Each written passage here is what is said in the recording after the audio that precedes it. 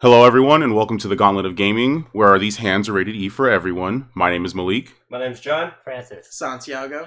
And we wanted to start off by apologizing for those of you who are listening to us live on Twitch. We had some major technical difficulties with the broadcast system that we were using. So, yeah, kind of ran into there. Yeah, we're very late. So, yeah, that happened. But we're very grateful to have you here live listening to us because, yeah, this is our first time doing the podcast live on Twitch. Well, podcast-wise, yeah. Podcast, yeah. Because we did have the Pokemon discussion that was hosted by John and myself. Please watch. So, yeah, this is the actual podcast with all four of us. Calling me a nerd for playing a video game? Yes. Or talking about the video game? Both. Okay. Alright, so, as this being the podcast with us being the Gauntlet of Gaming, we have different areas and channels that we're able to basically communicate through. So, for those of you who are listening to us live on Twitch, you're here. You're at the right place. Welcome. We're so grateful to have you, and we hope that you can stay and also bring more people with us. You know, bring more people with you, so that way we're not the only ones talking to ourselves. Yeah, I'd be like that sometimes. I feel like that all the time. Yeah. It just be like that. This is true. The other, and probably the best place to catch any of the video content that we put out would be on YouTube. So we have our YouTube channel, The Gauntlet of Gaming, where we recently put out, I recently put out a meme compilation kind of video that I made. If you know, you know. And if you don't know, I'm sorry. It'd be like that sometimes. So, yeah, YouTube is where you can find a lot of our content. There are going to be some videos where sometimes technical difficulties happen and it's best for us to do straight recordings. That's where you're going to be able to find that content. If you want to keep up to date on basically what we're going to be doing with the Gauntlet of Gaming and anything that happened in the past, Instagram is the best place to do that. And if you want to send us any images, appropriate images, please, then our Twitter is the best place to send those. We're talking about Francis. Yeah, pretty much. Yeah. I was first. Yeah, Francis was the first, and hopefully it does not get any crazier from there. But yes, if you want to send us any kind of images, it's a little really early for people to send us fan art, but maybe people see some really cool artwork from games they like. The first pick of fan art is going to be the pick of me and John. Yep. Probably. I want someone to redraw that for me. Oh, Lord. I want like an oil It'll painting. be my background on my wallpaper. I do Someone not. does it. I do not want to see someone recreate that as a drawing. I kind of do. I think I it'd be hilarious. You know gotta who look would at it. recreate it? Malik. with the time on my shoulders? No. He's going to use it as a thumbnail. Yeah. I'm gonna use it as a threat. But you can find us on Twitter at _Gauntlet, and it's in 4 instead of an A. I know a lot of people are probably confused by that, and they're like, why is it an A? You know, honestly, people stole the name before us. Again, it be like that sometimes. But yeah, so with that being said, and without further ado, guys, it's December of 2019. Yes. And you know what that means. Christmas? What? No. The Oh. VGAs. Oh, VGAs. That's a holiday. Oh, Video this game I mean, podcast. I was gonna say rainy Yeah. seasons and, you know, warm houses, but I mean It's VGAs, already, man. sure. Listen, it's always a warm house during the summer, so That's true. so, but so technically, now it's warm because we want it to be warm. well, it's always cold at my place. I don't recommend it. I close the vent to my room, and my room stays cool. I keep it sunny. There you go. Just try to See, like- Francis understands. He keeps it semi, and that's good enough. So yeah, I mean, Santi, you hit it. Freezing at my place. Santi hit it on the head. It is December. That means that it's time for the Game Awards. And It's going to be the Death Stranding Awards. yeah, Stop. we're No. gosh already jumping I into refuse. your comments. The best esports Norman coach, Reedus. That's not. No, we're not gonna worry about that part yet. Death Stranding. Hideo Kojima for best esports coach. Thanks. Best Norman esports Reedus team. run all the way Death across Stranding. country. Death Stranding. Death Stranding. So, as you can tell, we are already kind of getting into the little controversial aspect of the VGAs for this year, but it's all right because there's a multitude of topics to talk about. We're going to talk about what we think is going to win, and then we'll go into what our personal feelings are of certain games that are going to win, just so that way we're not just covering the games that were nominated by the people who nominated them, but we also get to talk about the things that we care about because we care about games. So it's kind of unfair for us to not talk about the games that we like. We do care about games here. We better care about Sometimes games a here. little too much. Yeah. Hey, I got nothing. Yeah, don't say it. You're the guy who put DMC5 on This is everything. Well, you know, Because this is where we belong. I mean, it's probably the only place I'll be able to belong for a quick minute with all the game conversations I've been having. We love this group. We do. All right. So, I just did the thing. with that being said, we're going to jump into... So, I'm going to preface by saying we apologize. We're sorry. We're not the biggest esports people. Like, not at all. Nah. Like, barely. I'll watch. Yeah. Every now I saw clips of Evo. And when I watched with Malik, because Malik was there. So, I watched all of EVO, but EVO 2019, EVO in general is probably like the only like esports thing I would watch. I used to watch the Overwatch League, but I never did. once I fell off of Overwatch, I kind of... That's the only thing I watch. Yeah, I was like, I let Al die when I left Overwatch in general. So, yeah, we're sorry. Say you're sorry. I'm not sorry. I'm not. I'm definitely not sorry. I still watch it. No, I'm talking about esports. Oh. Gosh. Oh. I didn't know what Gosh. we were apologizing about. You guys I'm are so... kinda sorry. Because I don't really care I'm about still esports. Team SF Shotgun Owl, by the way. Yeah. So represent. I love And these guys. and the reason why I want to apologize and why I would like for us to apologize too is because the thing is, it's not like we're disregarding esports as not being important. We're just not a big part of it. No. Yeah. That's just not... If we were more like It's not it, Chief. involved with the esports, It's I not think for we us, would. Chief. That's Yeah, it's my, not that. It's not my nigga poison. It's not for Take me, me out of Chief. the game, coach. And the thing about it is, it's like for me, because I made sure that we prefaced really early on in like the life of the Gauntlet of Gaming that we said we're casuals, like we're filthy We casuals. Yeah. And- casual. We You know- nothing. I like... It's disgusting. Yeah. Yeah. At this point, it just smells bad. And the only competitive gaming I will watch is That was fighting me. game competitions. So, yeah. Again, sorry, but it'd be like that sometimes. So, jumping in so that way we can get through these, so we can get to the meat and potatoes of the VGAs of 2019. Thank you, Lord Nuxanor. Shout out to Nuxtaku for that line. So, best esports coach, and honestly, none of us put anything. No, Neither I- for. I thought we were just gonna not talk about this I- one. No, I- Anything. I wanted to recognize the sections, but we. I'll throw it out there and Respect. just say anybody Team Liquid CS:GO. I mean, that's kind of Team Liquid is up top up there. Yeah. for CS:GO. like I kind of got to give some respect to Team Liquid. So anyone who affiliates with them, it's like, all right, you get my respect, but I don't watch you and I don't care about you. For But real. there's 2 nominees for Team Liquid, but you said Team Liquid CS:GO, and then there's League of Legends because you have Eric Andre Huog, my apologies, who is the coach for Team Liquid's CS:GO team, and then you have Nuri Kane Zhang, who is the coach for Team Liquid League of Legends. And I mean, out of all the teams that are listed for coaches, if I had to choose one, yeah, it'd probably be Eric for CS:GO. Same. Yeah, I think I'd give it to them if I had to give a choice. Just because of the fact that like Team Liquid, they've They're been so fluid. yeah, they've been It's in the Well, that's name. the name. It's in the name. You made the joke. But no, I mean like Team Liquid, they've been making a name for themselves, and where I heard about Team Liquid was definitely the CS:GO Same, landscape. Same. So, you Very know, much same. if you got a coach who can get you to be like up there, and I don't know anything about like CS:GO esports, then that means you're doing something right as a coach. It's intense. I bet. Oh, boy. Yeah, I've watched CS:GO competitively before. I can't continuously watch it, but I tried. I can my best appreciate to it. get that top level stuff. But yeah, oof, but it's oof. yeah, Nope, it's not worth the $50 for a nice crampet. right. I'm not doing that. Okay, I'm gonna go with Danny Zonic Sorensen because Zonic sounds like Sonic, and I like Sonic.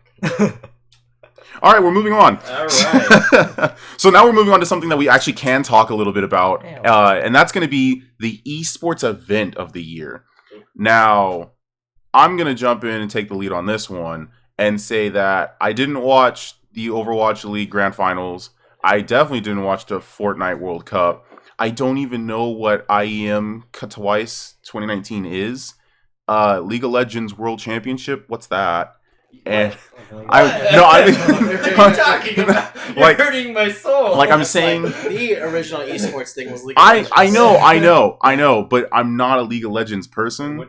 But then there's also the International 2019. Now, when it comes to all of these, it's not so much this thing of I didn't watch them. It is that I didn't watch them. But there is one that I knew I wanted to watch, and I dedicated time to it, and I even canceled plans with people to actively watch and observe that.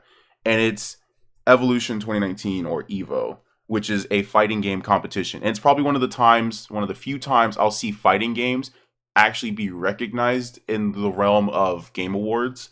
And it's just like It was cool. I wish I could go to an EVO, because the energy that I felt just from watching streams of it was amazing. Yeah. And It's like this so is good me.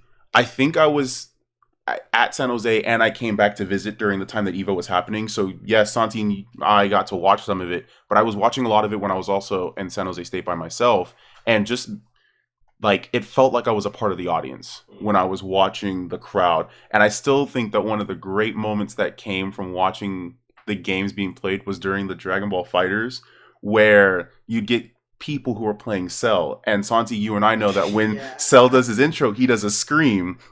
And it's tradition during EVO For everybody to go for everyone in the crowd to scream. "Ah!" at the same time as Cell, and it's amazing.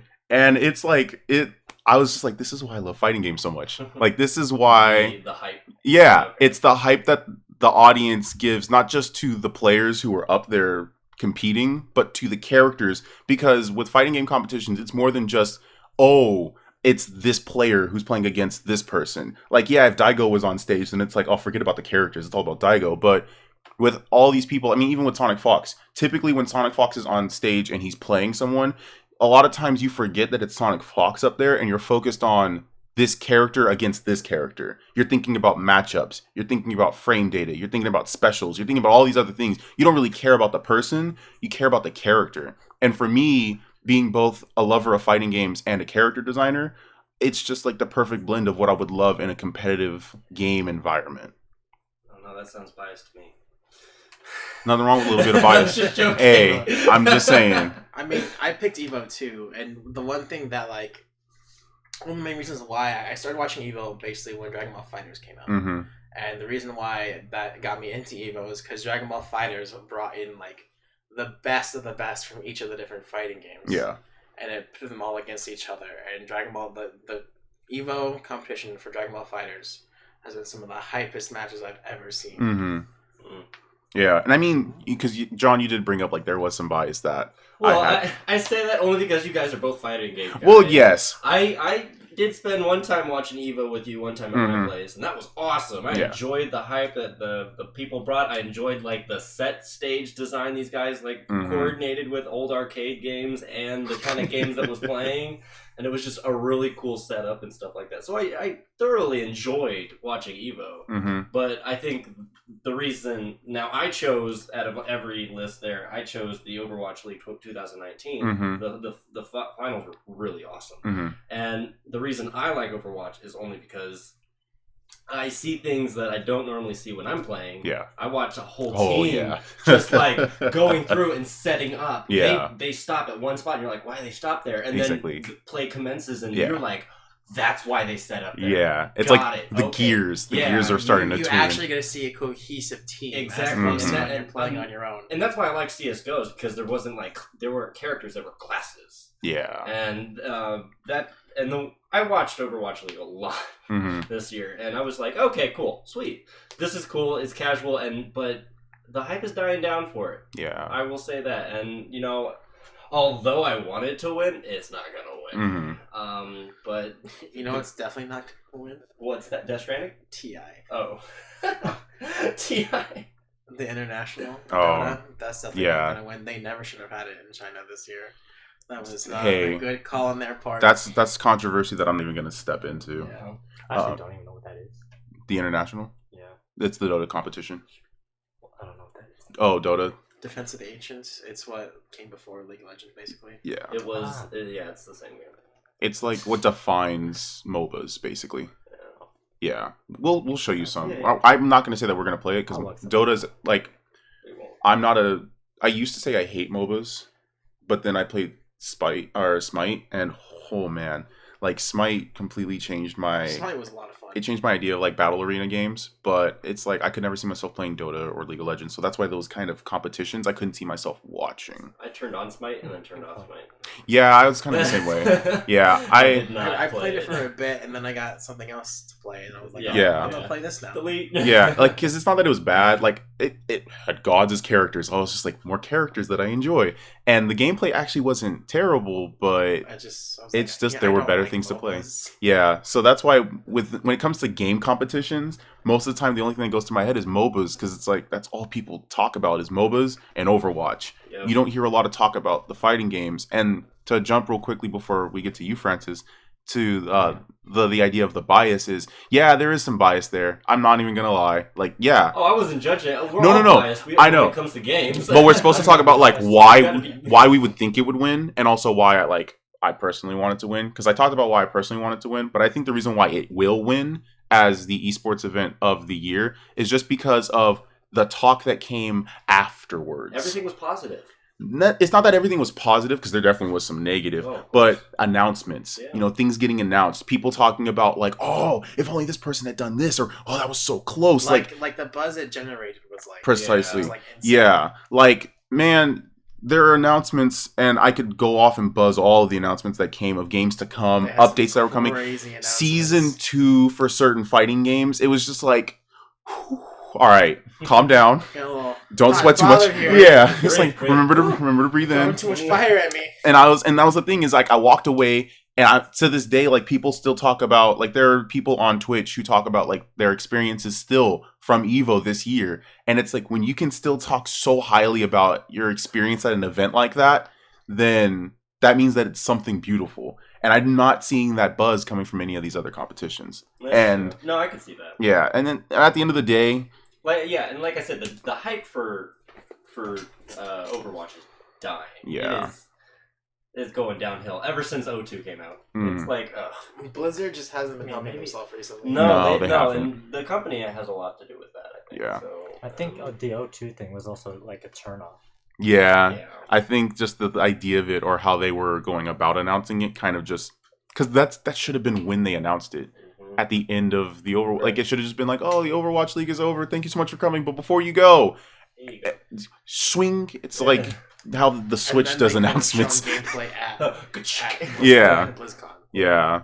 So Francis, you were the one person who actually didn't put down any event. Is that mostly just because you like never watched any of these Yeah, I things? never watched. I'm not really an esports person. Yeah. I mean, it's cool that they're in it. Mm-hmm. They're in something that they can be competitive about, and I'm all about competition too at times. Mm-hmm. But yeah, when it comes to me, yeah, Yeah. And that's fine. again, Yeah. And it's good because looking at things like the Game Awards, it kind of shows you areas of gaming that you may be interested in looking a little bit Oh, at yeah. later on. like when you guys were talking about Evo, I didn't know about that. Yeah. Oh, So yeah. now, Oh, dude. man, you want to What was- see me and Santi at like our most hype? Oh man. Watch us watch Evo. Yeah.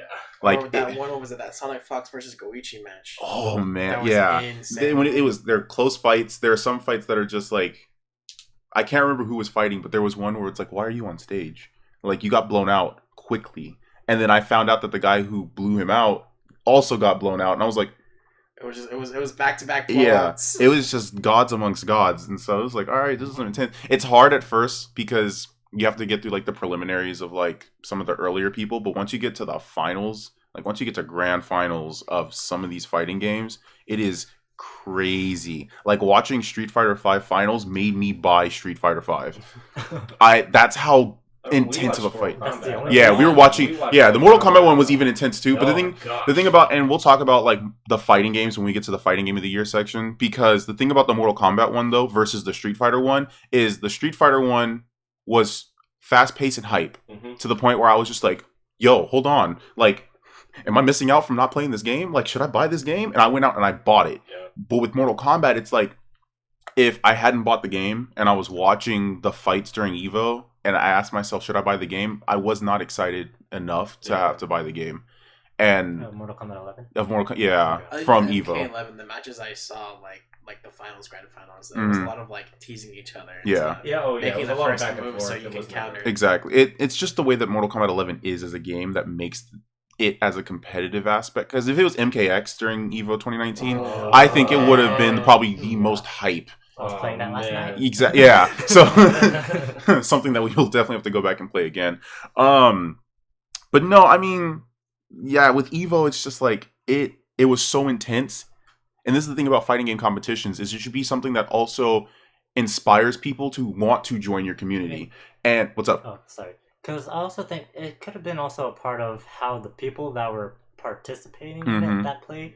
I mean, you play Mortal Kombat. I've seen you play Mortal Kombat Mhm. 11. It's You scary. go in aggressively. Yeah, I it's do. so scary. Yeah, I'm So a I very think- aggressive fighter. I mean, if you were up there, you for sure. I would die. I mean, you never know though.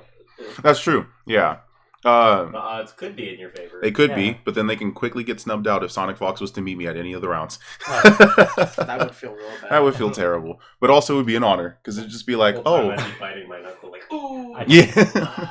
Oh, he got whiffed. And he got punished. Honestly, I'd be in Malik's face. Happy birthday! Wait, but you can't do happy birthdays in MK11. Either That way, it's doesn't still, matter. yeah. Hilarious. That's how bad I would be in a competition. It's like, you're so bad that a happy birthday happened to you when a happy birthday wasn't even possible. Just happy birthday to you. But But that didn't even it happened. Exactly. Yeah. But no, I will say though, like Evo, because I wasn't big, like, I love anime, yes, and that's why I play like Dragon Ball Fighters, but I'm not into like anime fighting games where it's like they're not based off of characters. And Evo basically got me so interested in the idea of playing what is it? The anime fighters like Guilty Gear. Guilty. Yeah, like I've never played Guilty Gear before, and then Evo happened, and I was like, oh, I'm going to, basically I'm gonna like buy this game and just learn as much as I can from it as soon as possible. Because watching the competition, watching these people play, I was just like, man, this game, it's got some characters. I don't understand these characters, but there's some cool stuff. And seeing like insta-kills, seeing insta-kill videos from Guilty Gear, I think it's XR Rev 2, I was like... The one you did against me, that like... With Dizzy? I was upset I got insta-killed, but also I was in stitches. It was so funny. It was. Hilarious. And I was just like, I would have never been able to participate and do something like that if I wasn't inspired by the esport event of Evo 2019. And also that character announcement. And whoo, you want to get me hyped for any fighting game? Announce a character that's like basically a samurai cyborg hybrid with 2 swords. Just Malik as a fighting game character. It literally, and that's the thing. Yeah, because they showed, because they announced Guilty Gear 2020, which is now officially called Guilty Gear Strive, and they ended with like this quick character reveal, which I'm still waiting for them to say anything about this character. And I see him and I'm like, oh, he's like, he looks like your African American samurai type character. All right, that's cool. It's whatever. I'll probably pick up the game and try it out just so I could try him out. And then like that cyborg skull mask went over him and I was like, oh yeah, I'm going to learn how to play anime fighters just for this character. So Who yeah. cares about Guilty Gear's insane learning curve? Exactly. All right. So we talked pretty heavily about the event of the year. And I think that's mostly because of the fact that for at least the majority of us, we had some really great experiences that came from them. Now we're pretty much just going to quick fire through the esports game of the year. For me, I said, and remember, these are the picks that we think are going to win, not necessarily that we want to win. And for me, I said Fortnite. I think Fortnite is going to win. Probably. Because it's just caused stirs. Such a buzz, yeah. Yeah. I said Overwatch. Fortnite's always on the news with something. It is.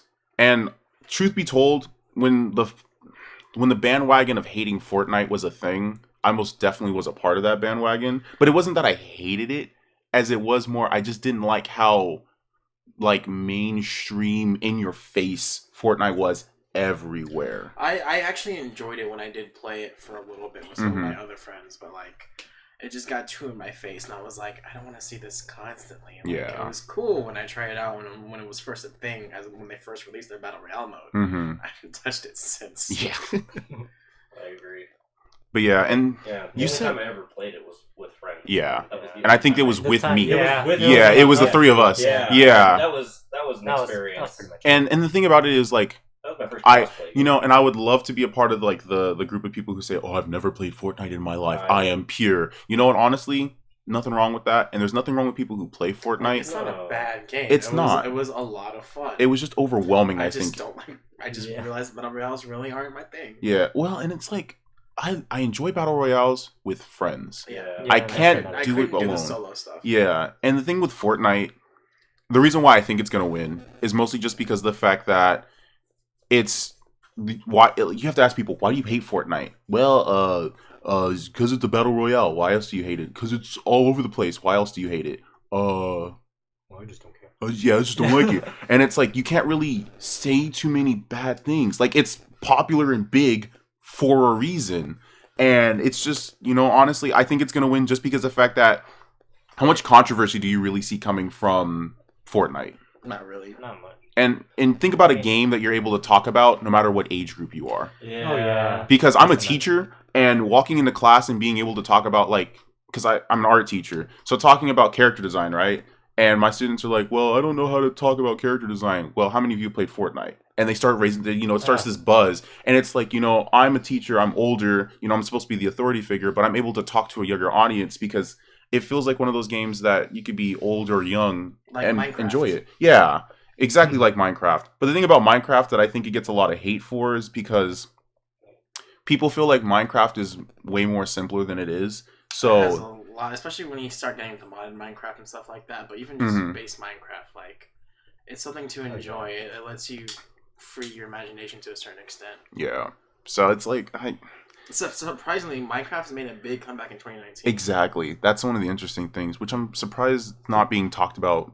Like it within- like Yeah, surpassed within Fortnite here, in huh? numbers. But granted, it's because it's not new. So I think that's why it's not being talked about. But like it's also buzz-wise. kind of Yes. rare for you to see a game that was popular way back when it first came out Yeah. died off like a lot, hmm but then to just suddenly have this explosive resurgence in popularity. And pretty much just be a whole new game, Mhm. honestly. Because when we were growing up, Fortnite was just, or not Fortnite, Okay. Minecraft was just build a house, don't let it get blown up by a creeper.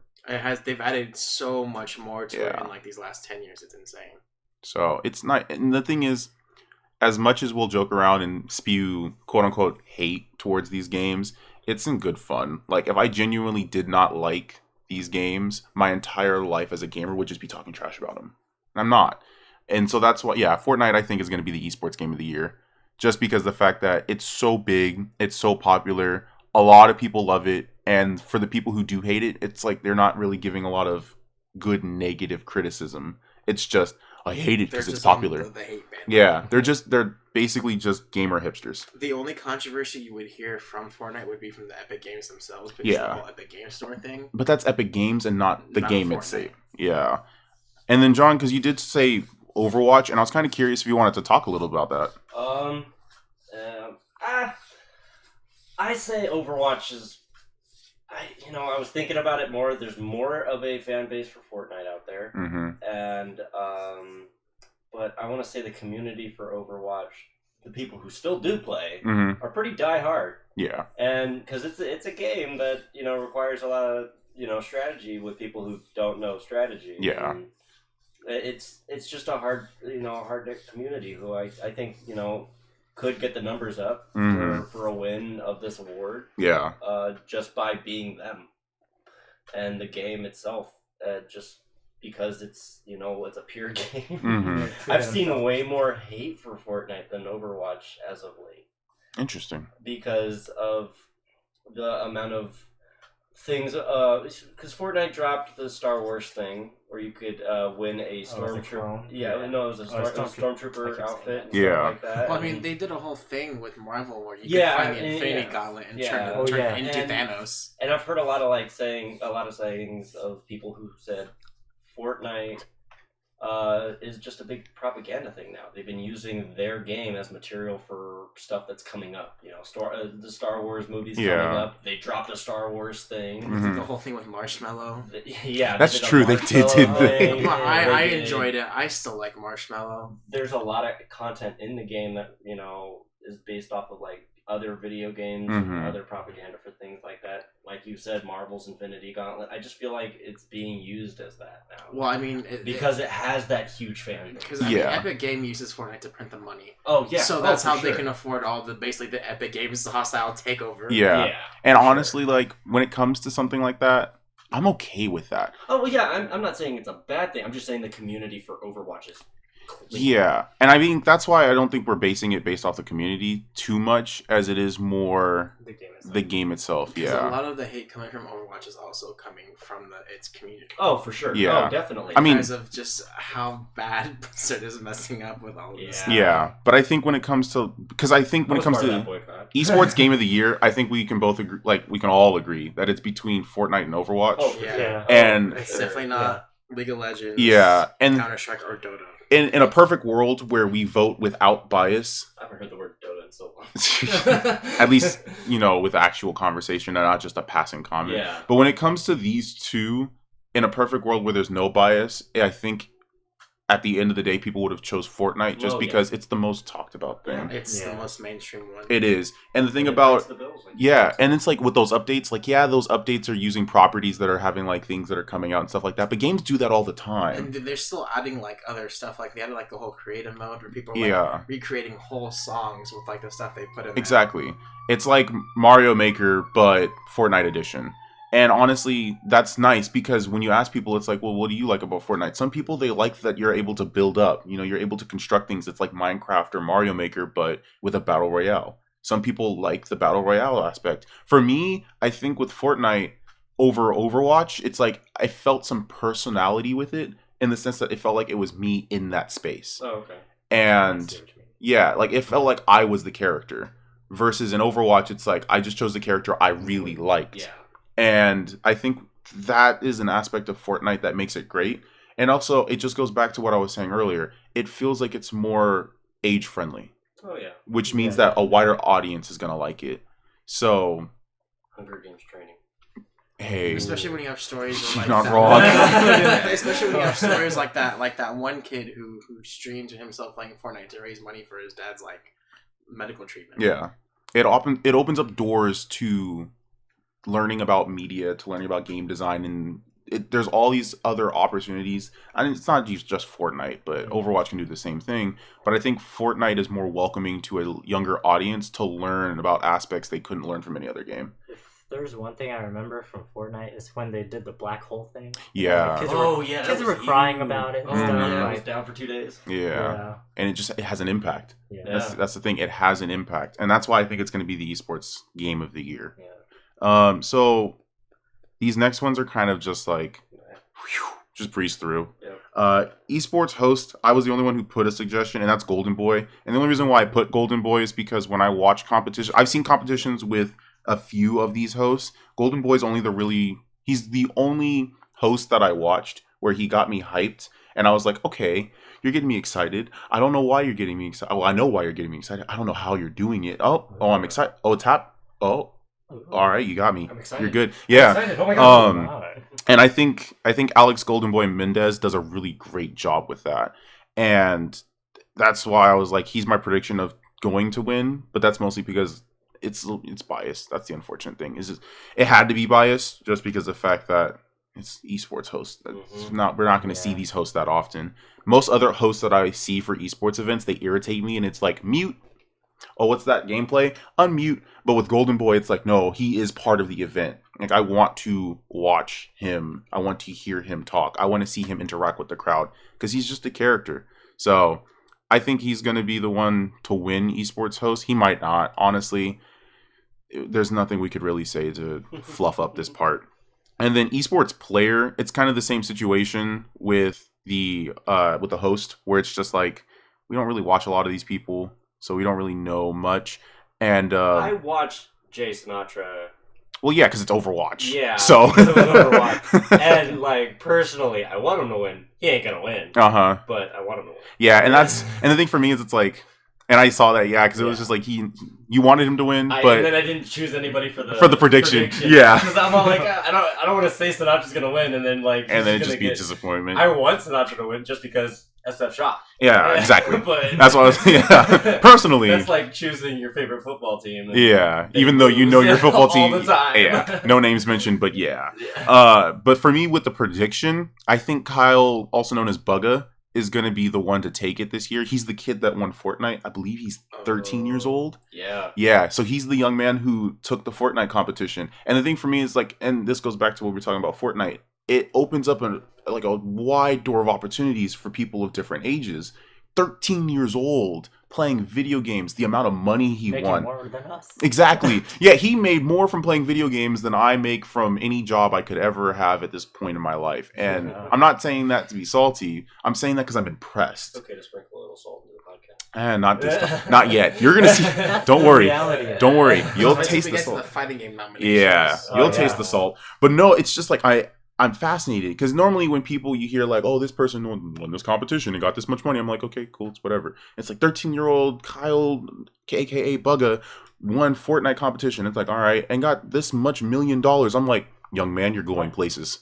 And the thing is, he's 13. Imagine what he'll be earning and doing when he's like in his He doesn't even have 20s. his own bank account retired. yet. Exactly, So- yeah. Retired. Yeah, he's like, hi world, I'm Which is out. What, middle school? I'm boy. head out. Yeah, I'm a head I'm out. retired now. Yeah. Do you think he's popular at his middle school? Probably. Yeah. That's the interesting thing. I actually, Because- Guarantee you he is. He's I don't surrounded by gold think so. diggers. I don't think he wouldn't is. say- I wouldn't Yeah. say he is. I wouldn't say he is. That was the thing I was That's thinking just about. me, man. Yeah, I was thinking Because- about that too because I was like, how often do you hear about the super popular gamer being popular amongst their peers at that young of an age? Yeah, That's it's true. They're probably just super salty against him. Like, you shouldn't have won. Yeah. If anything, they're just bullying. Poor So- guy. we're out here for you, bud. Yeah, and that's Yeah. and that's the thing I too. mean, Is, yeah, maybe envy took place there. Yeah. yeah, and so it's like, and I think it's good. It makes sense that a younger player would be the one to win, mostly because the amount of time you can put into it. Because I'm sure that there are adults who put in just as much time as he probably did to get where he is in this But game. they're old.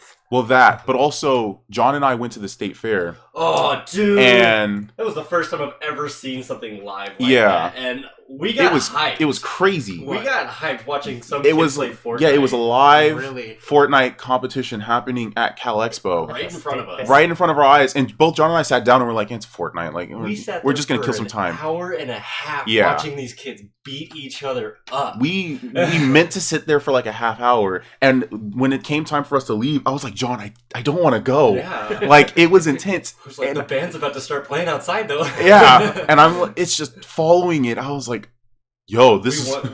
we were putting bets down. We were all like, Yeah. who's gonna win? Okay, we'll take a shot. Exactly. So it's just fascinating, and the fact that you're so young to be able to have such good reflexes. Because the thing about Fortnite is you're killing, but you're also defending and building. You're doing All at the so same much time. micromanagement. Like, I'm watching these people where it's like they're shooting and building at the same time, as if they already knew what Like, they were they're- building they're up. switching between the shooting and the building so fast. Exactly. Like, insane. I can't blink hard enough. Like, part of to it, see it happen. So. Yeah. like, Part of that is just playtime, like you said. exactly, Yeah, yeah. Like they played so much, Yeah, it's autonomous at that point. Yeah, because I watched a video where a player explained how the building shooting combo works in Fortnite, and even just him explaining it slowly, I was like, "There's no way." I'm sorry, I'm just gonna go back to fighting games. It's hard enough for people to do quarter circle A in order to do a fireball, and for me, that's easy. So I was like, you know what? I'm gonna stick with my quarter circle A. Just to switch between from shooting to the building, the construction, to pick the right one, the right Yeah, materials. the right weapons. I've seen them, like, you and I were commenting when we were watching the live performance. Yeah. I was like, "That's a really good gun." They passed it up, and I was like, "Oh, Why did I guess I'm a fool." yeah. I was like, that's a legendary. It's gold. Get it. Yeah. What are you doing? Oh my god, he just walked Just right walk over past it, and then proceeds to win. yeah.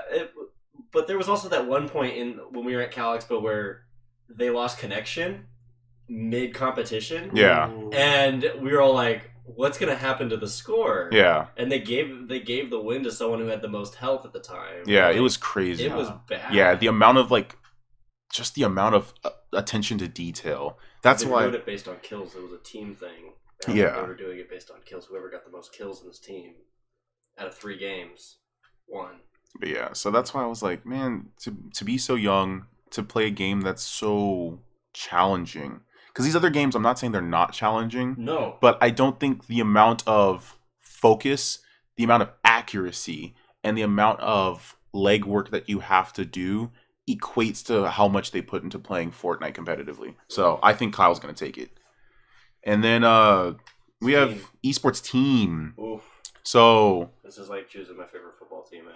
I'm because I sorry. already know which one you're going to say. Go ahead and say it. That's that shock. Yeah.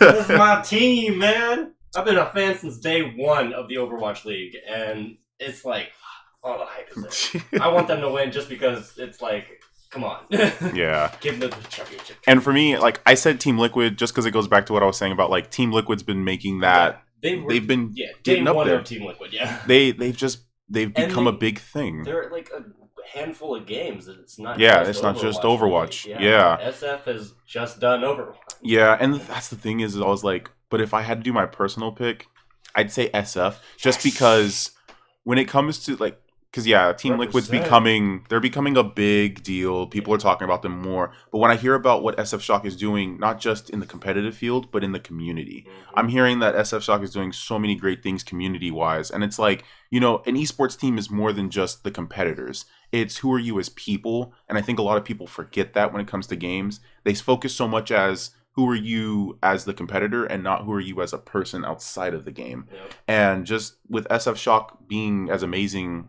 out of game as they are in game, I'd have to give it to them as my personal pick.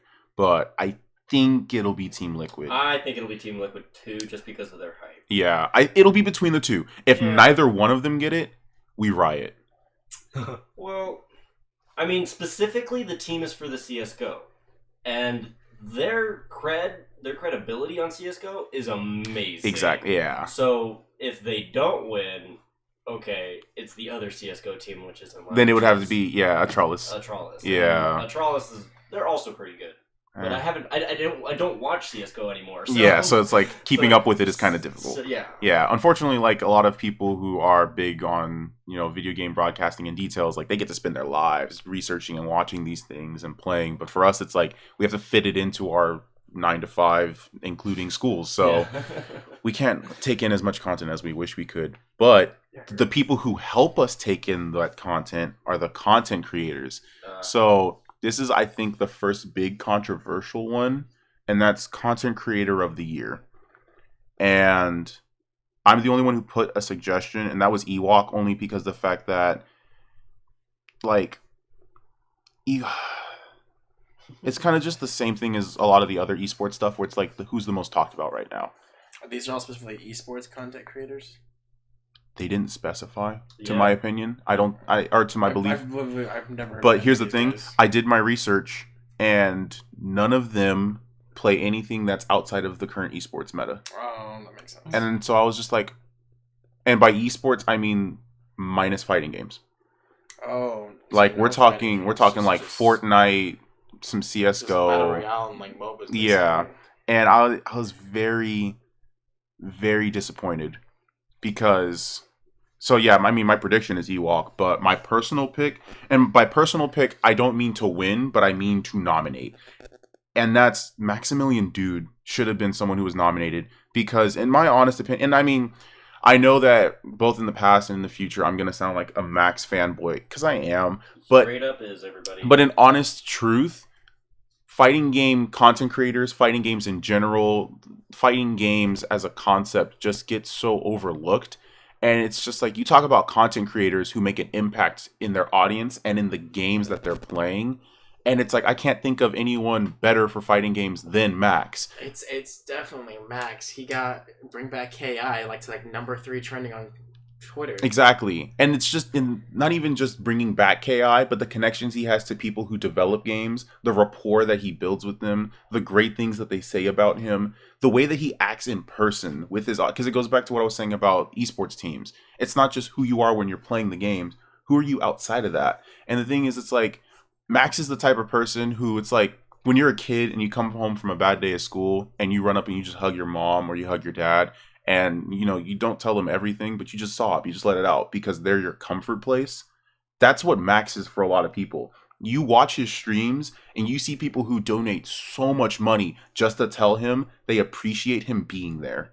They appreciate him talking, they appreciate him playing, because he makes their days better. There are people who are like in hospitals, like legitimately in hospitals under care, who are watching his streams and they donate all this money and they're like, I just wanted to say thank you for everything you do because you helped me get through a lot in life. And you like these content creators, I don't hear this being said about them. I don't see this being said about them. And so it's like, this is a guy who for the past, I believe he's going on 6 years. I want to say he's going on 6 years of streaming on Twitch. And this guy who's been doing this for years has been such an influential part to his audience and to the games. You know, he is the voice for his audience and for his own opinions. He talks to directors and developers. You know, he's just so influential. And I'm not saying that he should win, but I'm also not saying that he shouldn't win, but I'm saying he should at least be nominated, or at least a fighting game content creator. Yeah, like give some like an honorable mention. You know, I wouldn't mind if the Game Awards did honorable mentions. I'd be okay with that because at least it shows me that you acknowledge that certain things exist. Because and I know Max doesn't count himself. He hates calling himself a content creator. Like you can probably watch compilations of Max like wanting to vomit over the words, but for what a content creator is, he's great. He's fantastic. My family will talk to me, like they'll be mid-conversation with me and the notification will go off. Maximilian Dude is live. And I freak out. I'm like, oh my gosh, I stop all things. I'm watching him because at the end of the day, that's my happy place. His streams, his chat, the way he interacts with his chat, the way he interacts with people in general, the way he just composes himself. I'm like, if there's a content creator I could ever want to emulate, it's you. And I feel like he should have been recognized this year in the Game Awards. And the fact that I'm not seeing him, the fact that I'm not seeing really any content creator that I would ever recognize kind of is disappointing. He's like the new cool hip Mr. Rogers. Yeah, pretty much, but with a lot more swearing. And beautiful in the gamerhood. Oh my gosh, I want to make that a thing. Property, Jonathan McCurdy. Yeah, I want to make that a thing. First. It'll be filed under the Gauntlet of Gaming. It'll be filed under the Gauntlet. But yeah, so that's my rant. Thing. What? We drop it rated E. These hands are rated E for every way, but we make it's a beautiful day in the gamerhood. No. Oh. No. We are dropping that soon. I think that's fantastic, but it's it's just a little too positive and cheesy for me. I need a little bit of that edge, and rated E for everyone is just the edge I need. I'm the edge.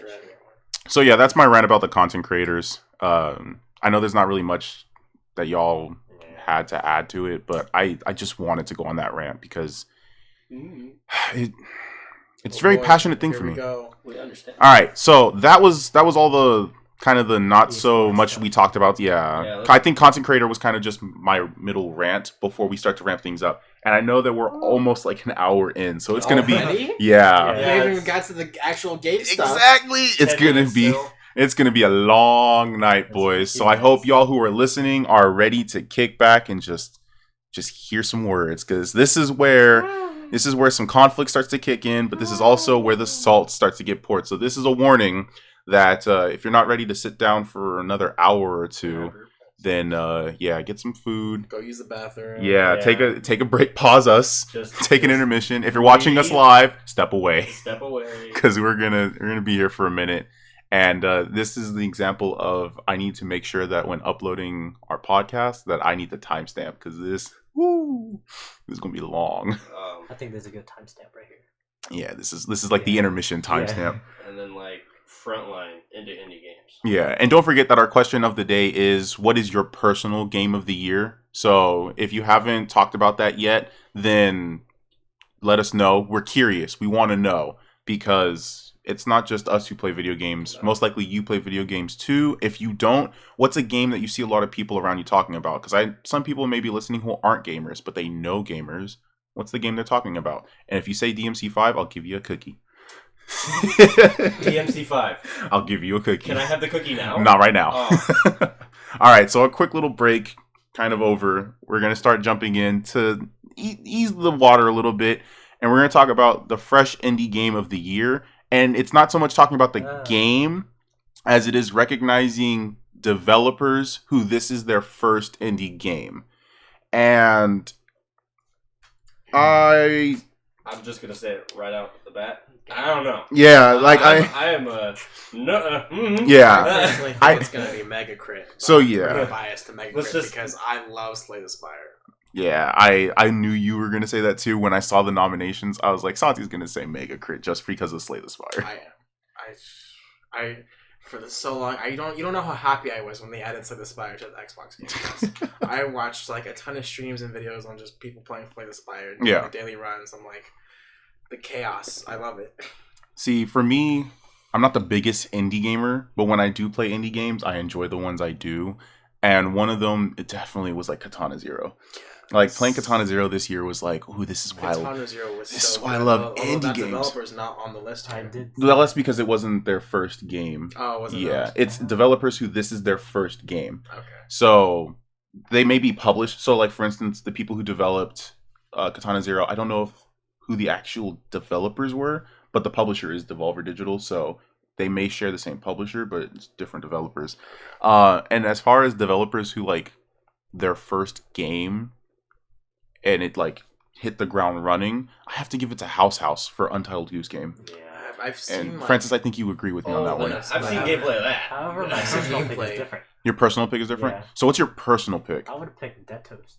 Dead Toast. Yeah, I see For which game is that? Oh, My Friend Pedro. Yeah. Because I see myself playing that more than Goose Game. Yeah. I can understand that. like Goose I Game's see like why that Goose carries Game is one. popular, but Mhm. I also don't feel it goes much farther than like just like a trendy game to be playing right now. I mean, I'm kind of curious because we actually all played My Friend Pedro together. Oh yeah, And that was a so fun night. we all experienced that game, but Francis, you say that that's the one You played it personally the longest that Yeah. was. So That's played it the most. tell us a little bit why you think that one's going to be the one. I mean, it's simple entertainment. You shoot people. But you're not. No, there was slow mo. I mean, There yeah, was there's- like a okay, bullet yeah, time yeah. thing. Slow-mo, you jump on walls. There was like acrobatics. You can use a basketball to hit people. Dang, John, you want to sell the game too? Heck yeah! Give me a piece of I mean, paper. I'll if do you it right played now. it too, you probably enjoy it. I did play it. You don't? Yeah, Yeah, all we were four of us. there. Yeah. It was at Not my as house. much as me though. Not as much as you. Yeah. No, I think I Yeah. gave up the controller because I had my fill. It was like one of the times we hung out. I think after my birthday weekend. Yeah, I think so, yes, yeah. After that, yeah. Yeah, and yeah, Francis, you definitely put some time into that game when we were there. We were trying to play Smash, and here's Francis still playing My Friend. And then the soundtrack. The soundtrack. The Oh. soundtrack was pretty good. I don't know. I can give Katana it- Zero soundtrack. But Like Katana it's- Zero's oh, not yeah, on it's here. not on Yeah, here. Like, it's the- not on. But no, I I have did. yet to get Yeah. But the Katana Zero I started- soundtrack. If indie music soundtrack was a category, Oh yeah, Katana Zero. for Oh sure. my Ooh. gosh. oh man, I put Yeah, I K listened Zero to stuff on my Spotify because Mhm. I listened to some. I was like, me too. I was like, this is I some was Yeah. like, good stuff, I man. didn't really like, I I didn't really like lo-fi until now. right? It was like that lo-fi synth wave, and I was just like, I don't listen to this, but I'm kind of interested. And then I started listening to more synthwave, and I was just like, I'm sold. K Zero is what got me into synthwave. I like Rain on Brick. Right on. Katana Zero. It's so good. And so, because yeah, we were playing Katana Zero too that same night, so we got to play Yeah. quite a few indie That was games. like an indie game night. Yeah, and I enjoy the Switch because of that. And one thing, it's like, what's a fresh indie game that I could see myself enjoying? And it kind of is the same argument that I made for Fortnite, that it's like, you know, good for a variety of ages. I think Untitled Goose Game is going to be the one to take that, just because watching it is entertaining, but it depends on how you're watching it. It depends on how you're partaking of it. And it's like a game that left an impact as an indie game. Because I'm surprised you didn't say Yeah. Grease. It's on the list. Yeah, it is. Nomada Studio? Yeah. Studio. So, you know, it's the developer. yeah, developers, not the game I like, itself. I like the developer Mega Crit more than I like Nomada Studio. But Yeah, I can in terms understand. of indie game of the year, for me, it's definitely Grease. I don't even think. Well, they do talk about indie game of the year, and we'll get there next. But as far as the developers, I think it's funny how House, the original project name was Untitled Goose Game, and the fans loved it so much that they were just like, "All right, we're gonna roll with it." And it's like the way that you just That's funny. take that from your audience and play with it and just make it fun, I think is really cool. And I think the game puts them on a very high pedestal because of how much it's talked about. So I think it's going to be House. For me, I it's just a think. replayability Yeah. thing. And also the response that Untitled Goose Game got, Mm-hmm. it was so It did well well liked. out of Yeah. nowhere. That's what it felt like. Because I mean, it was properly announced. It was during a direct actually when it got announced, I believe. Because it was saying like House is working on an Untitled Goose Game. Like, that's what they called it. And then it was like, you know what, we're going to roll with it. And so I think just because of the buzz and because of the positive reception that House got from it, I think that they're going to be the develop. I don't know why they call it Fresh Indie Game. They should just call it, New Developer of the Year or something like that. But yeah, no, I think it's going to be them. Now, going to the Indie Game of the Year, this is hard because I predicted that Untitled Goose Game was going to win. And my personal pick originally was Untitled Goose Game. But if I had to choose what would be like my personal indie game of the year, Katana Zero. Yeah. It has to be Katana Zero. And I feel like we may, as a group, change our... Because originally, we as the Gauntlet of Gaming agreed that Untitled Goose Game was going to win it. But I want to change it to Katana Zero. I was always on the Katana Zero train. Yeah. Personal, And the thing for me is, it's like... I think we can all say something that we really loved about Katana Zero. And I kind of want to take a time to go around. Because indie games are kind of like fighting games where they kind of don't get represented very well. And I really want to talk about, like, not just as an indie game, but as a game in general, why do we love it? And I want to actually start with the least indie gamer of us all, John. Dang it. Yeah. Since Don't this choose isn't me, your Mr. area. Teacher, sir. I liked Katana Zero's gameplay a lot. Mhm. I don't get that time to play these indie games like I should. Yeah. And give it credit because I'm always playing an adventure game on my PC for some odd reason. Mm-hmm. But Katana Zero was unique in its way of play, and the fact that you can strategize was my favorite part about it. I think because you could strategize before you entered each room, or when you entered each room, you're all like, okay, die. I'm gonna go back to the beginning. Yeah. and then I'm like, how can I do this differently where I can perfect it, Mm-hmm. where I can make this room my room. Yeah. And like that's what I liked about it. What about you, Francis? I can agree with that. So I'm gonna bring up a game. It's not an indie game. It's Mhm. called Forza Motorsport. I played it way back on Xbox 360. But considering like how you were saying you strategize, basically I'm the type that likes to play it perfect. Mm-hmm. So if you don't know, in Forza Motorsport 2, I think, if you ever hit a car, you go off the track, you get penalties and stuff. Yeah. I tried not to do that. Mm-hmm. I was that kind of person. So I would restart at the beginning of the race, Mm-hmm. play it perfectly, make sure I don't do anything wrong. So that's why Katana Zero, I kind of saw it like that. Mm-hmm. And soundtrack. Oh yeah. Our expert of indie games. Katana Zero. It's like it was so good. Like the narrative, I wasn't expecting to grip me as much as it did. Mm-hmm. And like even just like with the short character interactions, I was like, when they do that little girl, Oh, no spoilers. Yeah, no spoilers. it was so great. I was like, what's happened? I got way more invested into the narrative than I thought it would. Like I wanted to know more about the past Mm-hmm. between like how did this come about? Who are these people? Like it was basically just like a super soldier program based off of drugs, and I was like, I want to know more. Yeah. So. And like the soundtrack. And the sound, my yeah, gosh. and of course the soundtrack. And just the We all over the art style too. Mm-hmm. Oh man. It's and just the little references, like getting the different swords, Mhm. the first one being basically the master sword. Yeah. So, and that's where I wanted to jump into my point because I think originally I gave it to Untitled Goose Game just because it was fresh, You did. and I felt like that's the reason why people were going to choose it because it was fresh and it was the big talked about indie game. But one of the things you were talking about with Untitled Goose Game is it was like there's not really much replayability with it, and you're right, you're 100% right. Now Katana Zero though, the moment I realized that there were other swords, I was like, wait, there's other swords? And I believe there's difficulties as well, where it challenges you. I mean, the game is already challenging at some points as it is, Mhm. but it kind of goes back to what you were saying as well, John, where you have to strategize. Mhm. And for me, it was just like, okay, so combining the fact that there are different swords that do different effects, which means I have to change my strategy. And then the thing is, they don't just give you the swords for like You have Still to playing do the game. specific things to unlock yeah, them. you have to hunt the keys. And the thing is, some of these keys, you wouldn't even know how to get them. You have to do your research. Like, thank goodness we live in the time of technology Right? because Because like for one of them, you have to go through like one of the areas without killing anybody. yeah, And that was difficult. exactly. And then the other one, it was the very first level you boot up the game with. It's like you're supposed to do something very specific to get the key. And I was like, there's no way I was gonna know this. Like, that's cool. I liked that. It was very much reward for people who think outside the box. Yeah, and I kind of wish that they 'Cause, would like, have. the very first one. You have to jump back up to like your starting ledge. Yeah. It was a cinematic basically, and Mhm. you have to jump down.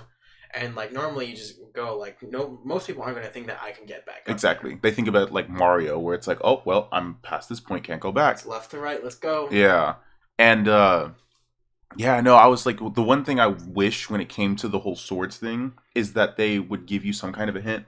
Because the symbols are there at the end when you get to the vault, but I wish there was some kind of hint, like even if it was not useful at all, like it could have just been a joke hint. I would have really enjoyed that. But no, I think indie game of the year had to be Katana Zero for me.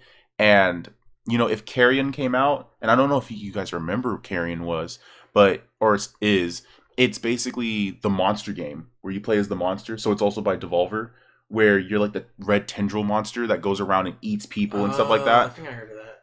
And it reminded me of like the old Flash games you used to play, where you were like the worm that ate all the people and got bigger. Yeah. Yeah, I remember Earthworm. yeah, I exactly. played Earthworm. Yeah, That was fun. I And- played Earthworm Jim.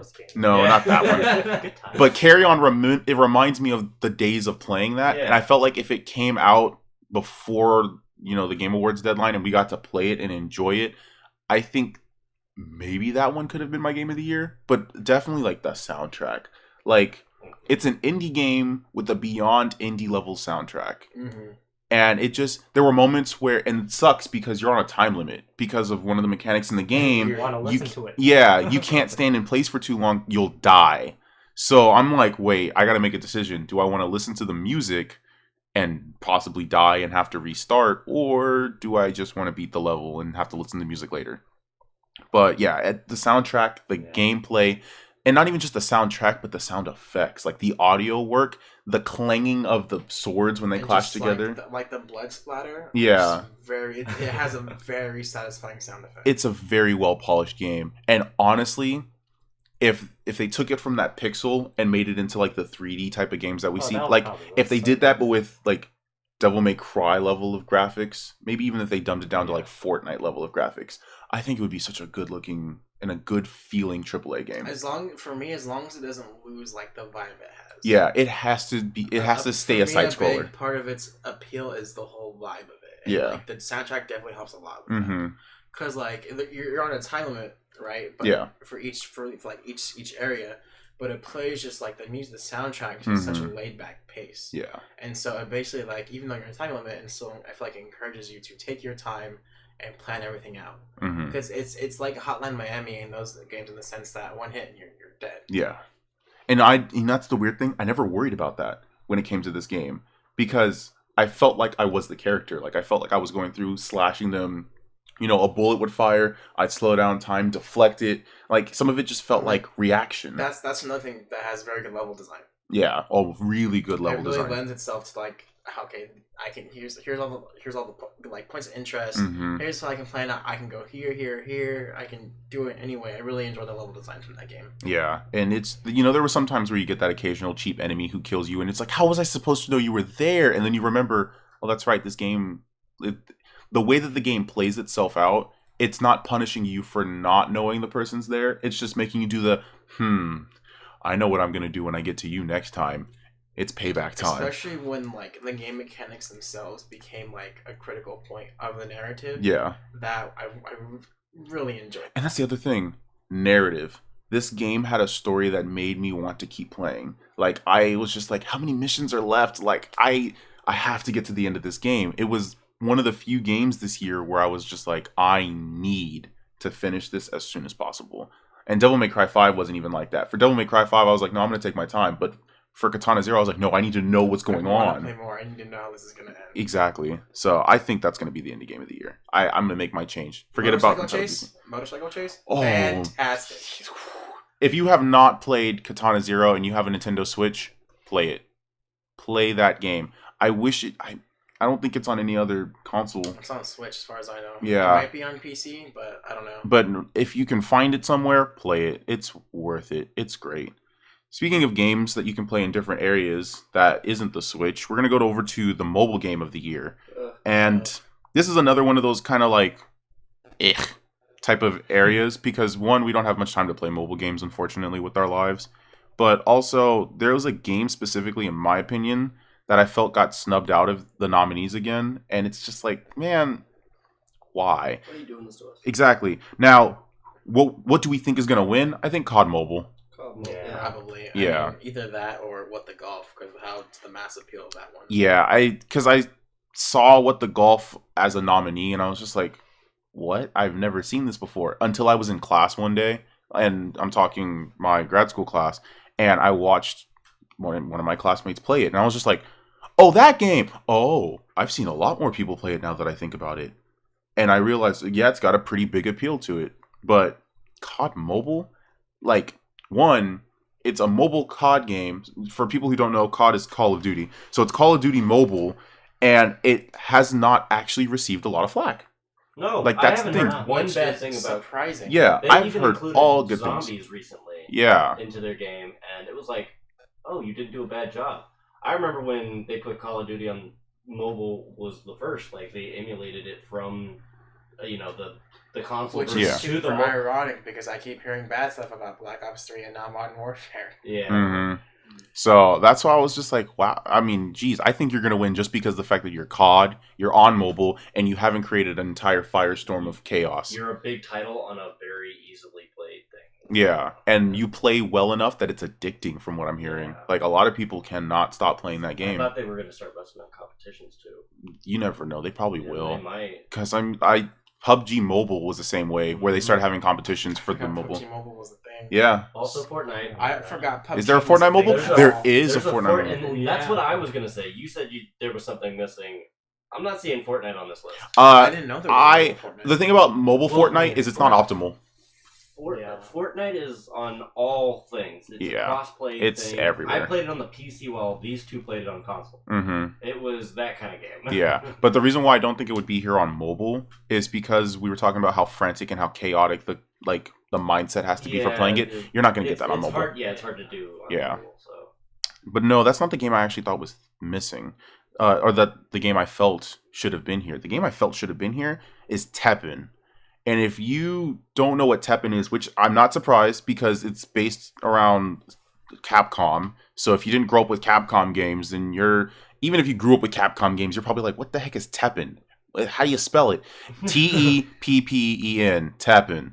And basically, it did something that I never thought I ever would enjoy. Now, I grew up with Pokemon trading card game and Yu-Gi-Oh! And I'm pretty sure I'm not the only one here. Not in this room. Yeah, I'm pretty sure all four of us have interacted with Yu-Gi-Oh! We've interacted with trading card games at least some point in our lives. Uh-huh. And the thing for me is it's like I still have Yu-Gi-Oh! Duel Links on my phone. Do I play it? No. It's there. Yeah, it's It's- present because I always remember that I still love it and I want to play it. It's like I see the app icon and I get my daily dose of nostalgia. Yeah, I'm just like, huh. You turn it Still on, love music Yu-Gi-Oh! starts, and then you go press the home button. Yeah, but what Teppen is it's a trading card game for Capcom characters. I didn't really play it much before I deleted it because I'm not one for trading card games like that. Aside, but like the art design, the character design, the Yeah. cards, it It's was so real well smooth. designed. It was really polished. It was fun for the little bit that I played. Mm-hmm. And it brings a new, like, I'm sure people are probably going to look at Teppen once they do look it up, and they're going to be like, oh, it plays like this game, or it plays like that game. And I'm like, you know what? It probably does. But The point is that it's one of those games, but for Capcom fans. yeah, and not even just that, but the way that it's set up made it seem more inviting, in my opinion. Because the mechanic is very weird. It's kind of like Hearthstone, I guess, is a good... No, Not even really, I 'cause, wouldn't even say that. They put Hearthstone on mobile. It's that Yeah, you, but you it- put a card down and then it has a timer on basically until it attacks. Until it attacks, yeah. And the thing about it is there's also a mechanic where once you attack, or if you get attacked, then the opposing card will attack as a counterattack as well. There's so many mechanics that started off with the game, and they've added so much. Like recently, Nero just got released in the game as the hero card, and you know who I've been playing as. And I mean, if they announce Virgil, then you know who I'm gonna play in the future. But the thing about it is, like, they have these different cards, and you can choose your favorite characters for your deck, or you can choose a specific type of deck. And at the end of the day, it's like if I'm sitting at an appointment or something and I'm like, I need something to do. And I have all these, because I even have like Dissidia Omniopria. So I have like a Final Fantasy game on my phone. I disregard the Final Fantasy game for Teppen. And it's like, you're a card game that could have easily fell apart and somehow didn't, and continues to I keep feeling bad because I don't feel I don't play Teppen. These other mobile games, like it's like I don't feel bad because I'm not playing them. COD Mobile, I don't feel bad because I'm not playing it. Grindstone, I don't even know. Now, Sayonara Wild Hearts looks and sounds fantastic, but it's a game that I don't feel like I'm hurting myself by not following it. So it's like, it's whatever. And then Sky, I've heard great things, but it doesn't give me the same feeling that Teppen gives me. And it feels like an action movie, but as a card game. And it also Capcom characters. So I felt like it should have at least been nominated. And again, the salt is coming out. But yeah, I guess that's it for mobile game of the year. Honestly, it's kind of. I just want to mention Dragon Ball Z: The Con Battle because I've been playing that for a few years now. Did it come out this year? No. Oh, then no one's gonna. It's not. No, it's I know. not I was gonna just be. saying I want to mention it. That's a great mobile game that has been out for like a little over 4 years now. If you're not playing it, if you're not playing that game, no one's gonna play it at this point. It's really fun, I guess. All right. So moving on to VR, and AR. It's the area that we don't.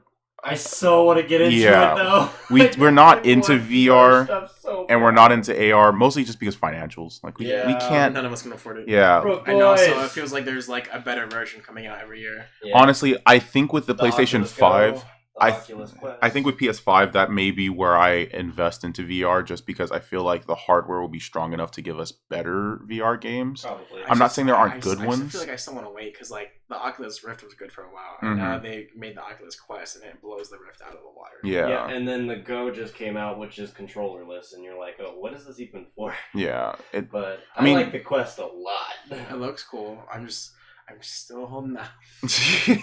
Well, If I have a chance to play it, I will, but I don't think I'll invest in purchasing one quite yet. Yeah, and I think this is. But out of the nominees for the VR games, we've had, we have No Man's Sky, Yeah. big title right there. We have Beat Saber, which is probably Also the a big most title. added, like it's such an advertisement on most social media. Pretty much. That's like the only thing I see when it comes to VR. Is just someone strumming to a Beat Saber, And it's like they're fun to watch, especially like the crazy ones. Like they're how are people very doing satisfying. this? And then there's also, it's not as talked about when it comes to VR, which is the Asgard's Wrath. Yeah, that's probably the least talked about one This is here. the first time I've It's even heard of the it. least talked about, but I've seen gameplay, Mm-hmm. and it looks cool. Like, oh my gosh. I'm a fan of adventure games. Yeah. That's an adventure game. See, but you're fighting gods. It's But- amazing. but you're talking about like because the whole thing about VR is like we're supposed to be there. Yeah, We're supposed to be in the game, and I think the game because was it last podcast we were talking about Hardcore Henry Yes. Yeah. when we were Yeah, it was the episode 2 we were talking about Hardcore Henry, I and watched it, and I Blood and remember it Truth- came up in podcast. Blood and Truth it's not as fast paced from what I've seen as Hardcore Henry, but it's like you want to play a game that's got like story and you feel like you're there. Blood and Truth is that game. Mhm. And the thing about it is I feel like not a lot of people really got a lot of emotion from it.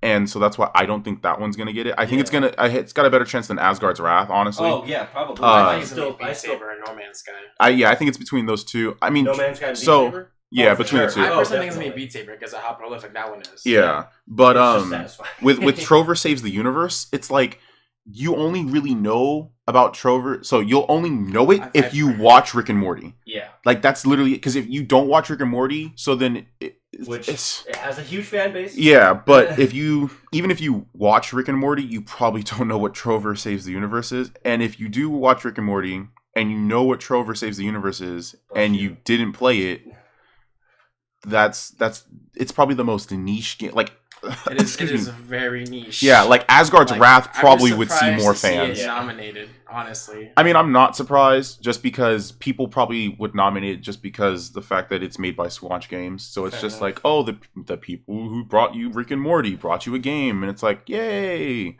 So, I'm not surprised that it's here. I knew it was going to be there, but between No Man's Sky and Beat Saber, I think is the game that piqued everyone's interest in VR. No Man's Sky is the boy who lived. Somehow, Yeah, To it's die still- to beat Saber. Yeah. well, no, I think it's gonna win because of how bad it started as a game, how amazing it got later on when they reinvented it and re-released it, and then the fact that now they have the VR aspect of it. I feel like it brings a lot more to the VR landscape I than gotcha. Beat Yeah. Saber. Well, Beat What's wrong Saber. with VR chat? That fact No, that I it's was not gonna say here, that. and the fact that VR chat's not new. Though VR But- chat did bring me my favorite meme of all time. I'm ready to commit suicide. No, Oh, Oh. sorry. Buddha, you have to understand. I just you like- know the way. I Yeah. started watching like videos on YouTube of people going in VR chat, but they sound like the characters. The characters Yeah. are playing, Oh, yeah. I would walk around like Kermit the Frog. Like this to one be guy has Kermit the videos, Frog. like a ton of videos of him like going around as like the Joker in VR chat. Yeah. Skins of the Joker. And it's Mark Hamill's Joker. So Uh-huh. I'm just- Yes. I've been getting a real kick out of it. Yeah, see, and but when it comes to like a VR game that gives you an adventure, because the whole thing about VR is you're supposed to go on an adventure. Like it's you going on an adventure. I don't think Beat Saber does it. Beat Saber definitely was the game that made me go, ooh, VR's not that bad. Pretty clean, right? It's not that bad. You know what? I might get it. It's the new Guitar Hero. It is. It's Yeah, real, but better. But better. And also makes you probably sweat a lot more. But a Still game a standstill game. when you swing your Just arm, swinging yeah. your arm. Swinging Hey. cards very violently. Very violently, yeah. If you do the Fire and Flames with Beat Saber, you're going to be ripped AF. I saw one like and like people are like uploading like doing their own mapping for songs. Yeah. I saw one did one for Rumble by Excision. Oh, that feels bad. Man, that was wild. That sounds like it'll hurt. But no, I think No Man's Sky is just it's the game that takes the greatest advantage of VR. I'm gonna challenge that. Personally, I think Beat Saber only because it's so advertised. It's so out there that people are like, "Oh yeah, it's a decent game." Yeah, but remember, they're not But- voting on it based off of advertisement. I know, but I'm just saying, like, if they're going off of community, most people only know about Beat Saber. It's not so much the community as it is the voters and their experience with the games. And I feel like the gamer outlets that are going to be voting are going to feel the same way I feel, that No Man's Sky, as hard as the game was as the base game when it started, when it came around to the new iteration and when it introduced its VR, it was a completely different game that I felt made VR feel like what VR should be as a baseline. Like, Okay. it's an adventure, but you're there. And I think that's why it should win. And I think it's going to win. Yeah. Games for So now, we're going to move on to Games for Impact. And to kind of give an idea of what Games for Impact is, Games for Impact is basically games that were designed with a social emotional base. with like a clear message in mind. It was a message based Those on the totally betterment correct. of life. Yeah. So for some people, it's like, oh, is that like social justice No, it's not necessarily that, as it is more games that are designed with a message that are here to help us as people grow and to help us develop. And when it comes to this, there's pretty much only like 2 games that are here that we really sure. would believe are the best when it comes to a game as an impact. And I think that's Greece or Gris. I believe it's pronounced Greece. It's Greece. Yeah. It's made by like a Spanish studio. So so it's which is Greece. Spanish for gray. Yeah. And then there's Life is Strange 2.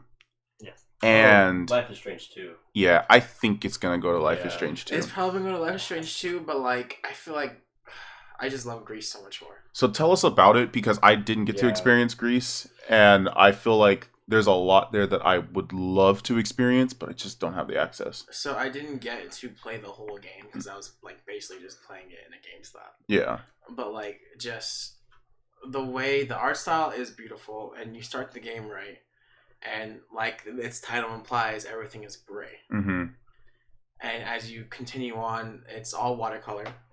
Oh wow. So it's Wow. very vibrant. It's very beautiful, and Mhm. the color starts to fill in as you progress through the game. Okay.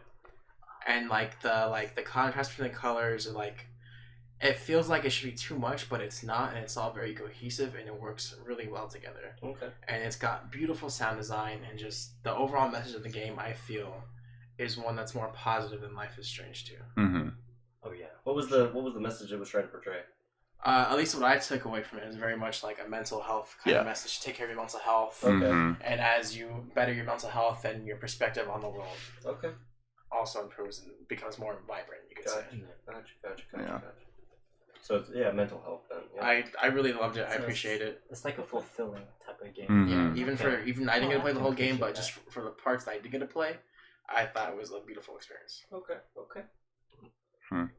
Which kind of makes me feel like Life it's is Strange 2 doesn't deserve that then, because I think Life is Strange 2 would win just from name alone. I Yeah. think Life is Strange 2 it's a is big probably it's a going to big win. Yeah. Because it's probably the biggest studio on this list. Yeah. And that's I was like, Square Enix. Yeah. well, Square is the Enix publisher. but Yeah. Don't Nod is the developer, and it's like, for me, I put Life is Strange 2 as the one I think is gonna win, just because the fact that it's Life is Strange. Like, when people talk about what's a game that really has you in your emotions and makes you, think about who you are as a person, a lot of people say it's the Life is Strange series. And, the first one hit me. I I played it. See, I I didn't feel that, but when there was it wasn't a prequel, as it was more like There's Is it the demo? Life is Strange Before the Storm. there's the demo, the which second one? Captain Adventure, yeah. So I got to play Captain Adventure, and for me with that one, I was just like, oh god, I see why people like these games. Yeah. So It's intense. as far as it pulling like at your emotional strings, that's why I think Life is Strange 2 would win, because the fact that it's the one that a lot of people feel they're most connected to. Like, I'm sure Grease has a really great message, but how are the people absorbing that message? It's not through a narrative, and it's through gameplay and audio and the visual experience. See, and I don't think the majority are able to get it that way. Which is very much obviously a lot more subtle than Life is Strange. But also it's an narrative. indie game, so That's true. That's what's harder about it. But I want it to win. I really hope it does. Yeah, and the thing is, for me, the one that I want to win, and it's very weird because you wouldn't think that this is something I would say. I would think that Life is Strange 2 is going to win, but what I wish was nominated for Games for an Impact, and I think it's just because people didn't finish it quick enough to know that it could have been a Game for an Impact, is actually Death Stranding. And I think it's because Death Stranding has a really good message that can be interpreted differently for many different people. It's just how to get to that message is so Kojima. It's like it's very Kojima. You don't see the meaning. You don't see you don't see what the story is trying to tell you, literally until the end. And by the time you get to that point, you're like, oh, it's the end of the year. Oh, well, all right. Thanks, Kojima, for a great game. You're new me. Yeah. I was just like, I think it should have been nominated, just because the fact that during the time that we live in the world right now, where so many people are selfish, so many people are to themselves, they're isolating other people, there's a lot of hate, and there's a lot of separation and not unification. I think Death Stranding does a really good job of showing that we need to be willing to work with others. We need to be able to help each other out. And not just that, but it also gives this great message of just the good feeling that comes from helping people, not expecting a reward. Because the people who I watch play the game, and sometimes I just watch the gameplay without commentary, and you see the AIs who pop up in the holograms, and they're just like, oh wow, this changes everything. Like, you're saving so many lives by doing this. And I'm like, I'm not even playing the game, and it just felt good, to hear someone say something like that. It kind of gave me this feeling of me when I was growing up doing something similar, where I would help people as I was young growing up. And so for me, it was just like, yeah, I am doing good around this world. And it made you feel like you could change, like you're one guy. It made you feel like one guy and a baby could change the entire world. What was weird was the Rick and Morty advert. That was so funny. But it was really funny. Just eat the baby. Like, it was weird because I wasn't moving on, because we ain't got time for this. Because that was definitely weird. So this is the weird thing. We haven't really played a lot of games online together as of recent. We've been very couch co-op. or just independent with our games.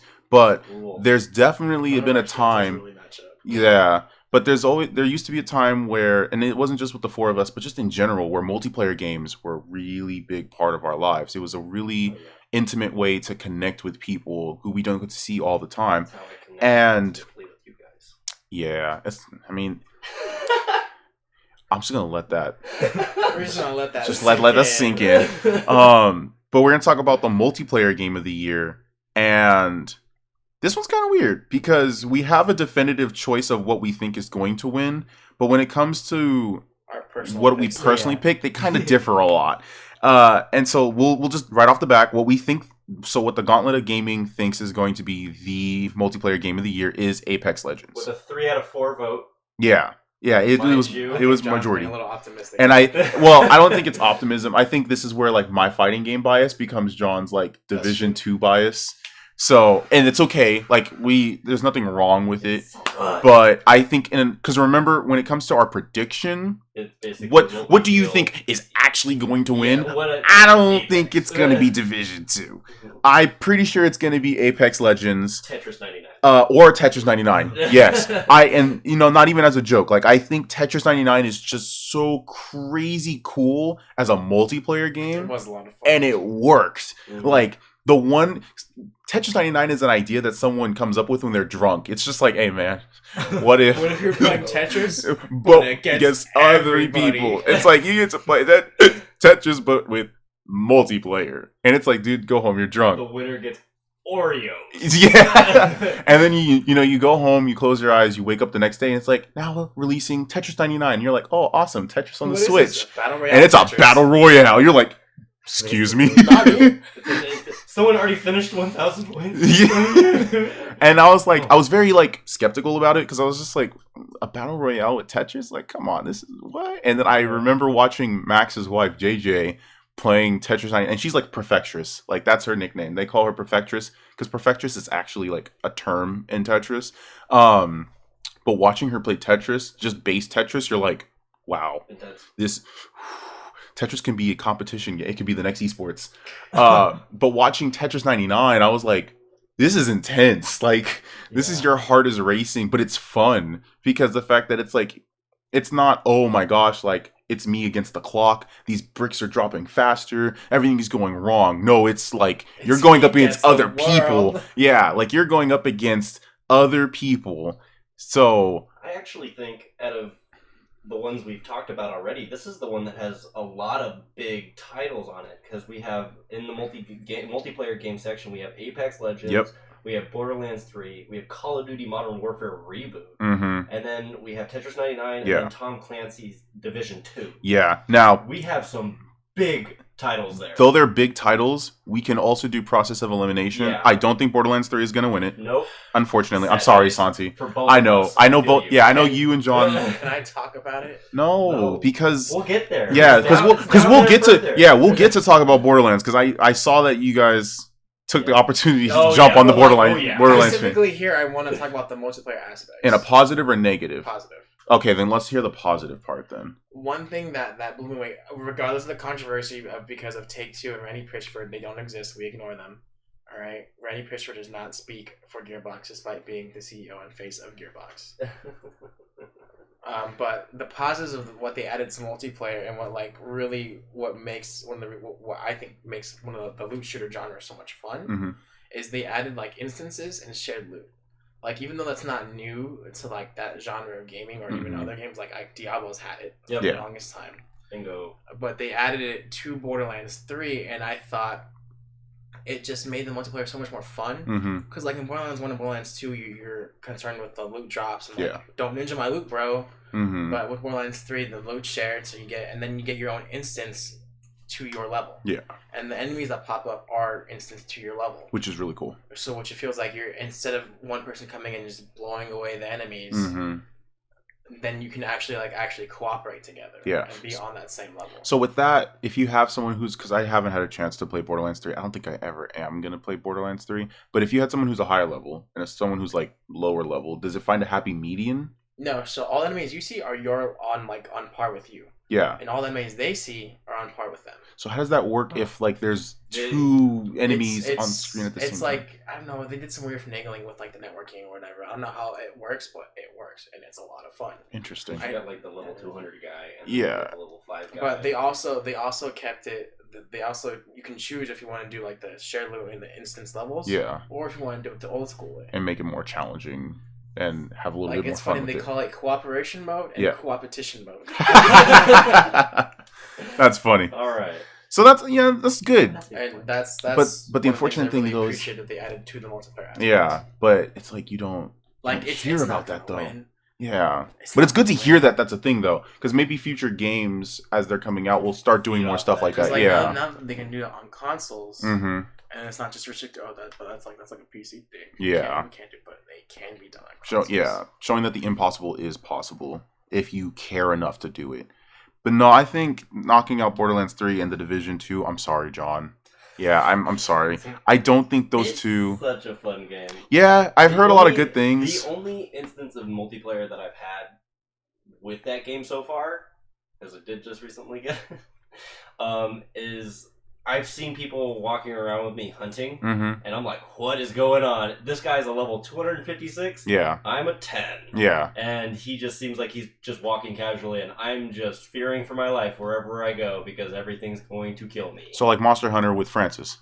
For real, he is. You're a god. on Which, that game, you know, so. it's kind of disappointing that Iceborne is being recognized as an aspect worthy of being nominated. Because it is an expansion, but, you know, it's practically a whole new game. And yet, when you talk about multiplayer games, it's not here. Like, why? It's because they're not considering Iceborne its own thing. They do for some of the categories. That's why it's like, that's strange. You'll recognize it as a part of the year for certain categories, but as whatever. So coming down to like Apex, COD Modern Warfare Reboot, and Tetris 99. Tetris 99 is cool. I say a lot of beautiful things about it. But I think it comes down to Call of Duty and Apex. And out of those two, I think it's Apex. I think it's And for the same reason for Fortnite. I think it's well received. There's a lot of great things that happen. It blew up over the course of a weekend. Yeah. And when it first came out, And, I like, think that was the most positively received game I have ever It wasn't seen. even advertised. They just dropped, Dropped it, yeah. It was a very quiet release. Yeah. It was like, we're just going to put this on the table here, and Mhm. everybody's going to look at it later. Yep. And, And- they It did. made- it And made they did people- look at it later. They It did, yeah. made people not hate EA. Yeah. Exactly. Like a week. Yeah. For once, yeah. And honestly, what was funny was because, like, I personally, for me, I don't like to brag about things. I'm trying to be very humble. But with them, like, they did not care about being humble. They were like, we have millions of people within the first weekend who are loving our game. And I was like, oh, that's just inflate. Oh my gosh, it's actually true. It's like actually millions of people playing Yeah. this game. It's like as if Titanfall 2 got the recognition it deserved. Precise. And that, But it's not Titanfall. but it's not It's Titanfall. not. It's not Titanfall It 3. plays like It's not Titanfall 3. It Yeah. plays like Titanfall. It's 2. Titanfall 2.5 without the mechs. Yeah. Yeah. And that, yeah, I was just like, Apex is gonna get it. Now, the game that I wish was nominated, at least, Final Fantasy 14. It's had quite a few expansions. Yeah, because the same reason of Monster Hunter Iceborne. So is ESO. Oh, But I'm not adding it to the list. Elder Scrolls Online. Oh. But it's like, okay, so if we're talking about games that had an expansion, Final Fantasy 14, Monster Hunter World Iceborne, and Elder Scrolls Online, immediately people Yeah. don't- The Elder Scroll community doesn't like to recognize. Exactly. You only play Elder Scrolls Online at this point if you're bored and just didn't want to play anything else. Well, that Sorry. means you're tired of Skyrim. That too, which, oh man, looking at Skyrim in 2019, you're just like, why did we like it so much? And why does it get re-released all the time? It's been released like what, more than 7 times now? Too many times. Well, But yeah, no, I'm like, Final Fantasy 14, come on. Like, it's blown people away with its resurrection. It's still blowing people away. They had the recent, I think it was, is it Shadowbreakers? Is the name of the new? Or, no, Stormblood was the second expansion. I believe it's Shadowbreakers, where it's like the angels and Dark Knight. Well, it's not. Is it Dark Knight? It's something like that. But it looked cool. It sounded cool. I watched it and I was just like, this is some cosmic level stuff that's happening right now. And just the fact that it's one of the it's probably under Tetris, the only other game that could have so many players in a single space working cooperatively to get. And actually, no, out of all these games, it's the only one with so many players working together. But it's under Tetris as having so many players together playing a game. And it's just like, come on, you can't omit that. And you can't omit Monster Hunter Iceborne because the fact that it's just amazing. And Iceborne is so difficult, you have to play with friends. Like, you can solo it. It's possible. Or just play with Francis, yeah. just co-op with Francis. But I think the way that the as it is an expansion and as Monster Hunter is as a multiplayer game, it's more rewarding because the difficulty spikes when you have less people or more people, so it's always going to be kind of this like bare minimum. But for me, playing Monster Hunter by myself just doesn't work. It has to be a multiplayer game for me. So I felt like it should have been nominated, but at the end of the day, multiplayer game, I think it's going to be Apex. Probably Apex. Yeah. All right. So because we were talking about expansions, so this is where some of those games are going to start popping up now. The best ongoing game of the year. And I'm just going to throw out an honorable mention, like a weeping, whimpering honorable mention, because I wouldn't nominate them and I wouldn't even vote for them. And this is hard for me to say, but ongoing game, Warframe's still going strong. Warframe, I believe, is in its 5th year, going into 6 years. No, I think it just passed its 6th year. That's where this friendship started. Yeah. Like, we pretty much... It's Malik twisted our arms like, you're going to play Warframe. I was like, have you played Warframe before? All our arms for Warframe. Yeah. And honestly, like... we stopped and then we got like, playing. and oh man, like, I kind of want to, for next podcast, talk about, like, what's your gamer goal for 2020? Because my gamer goal for 2020 is I want to play more Warframe again. Like, I'm sad that I walked away. It's the reason why I say whimpering and just sad is because this year was just rough for Warframe. There's a lot of stuff that they hyped up, but we didn't get it. Railjack is coming relatively soon. Okay. But the thing is, we're playing console, so we don't get it as soon. And so it's just like, it's kind of sad.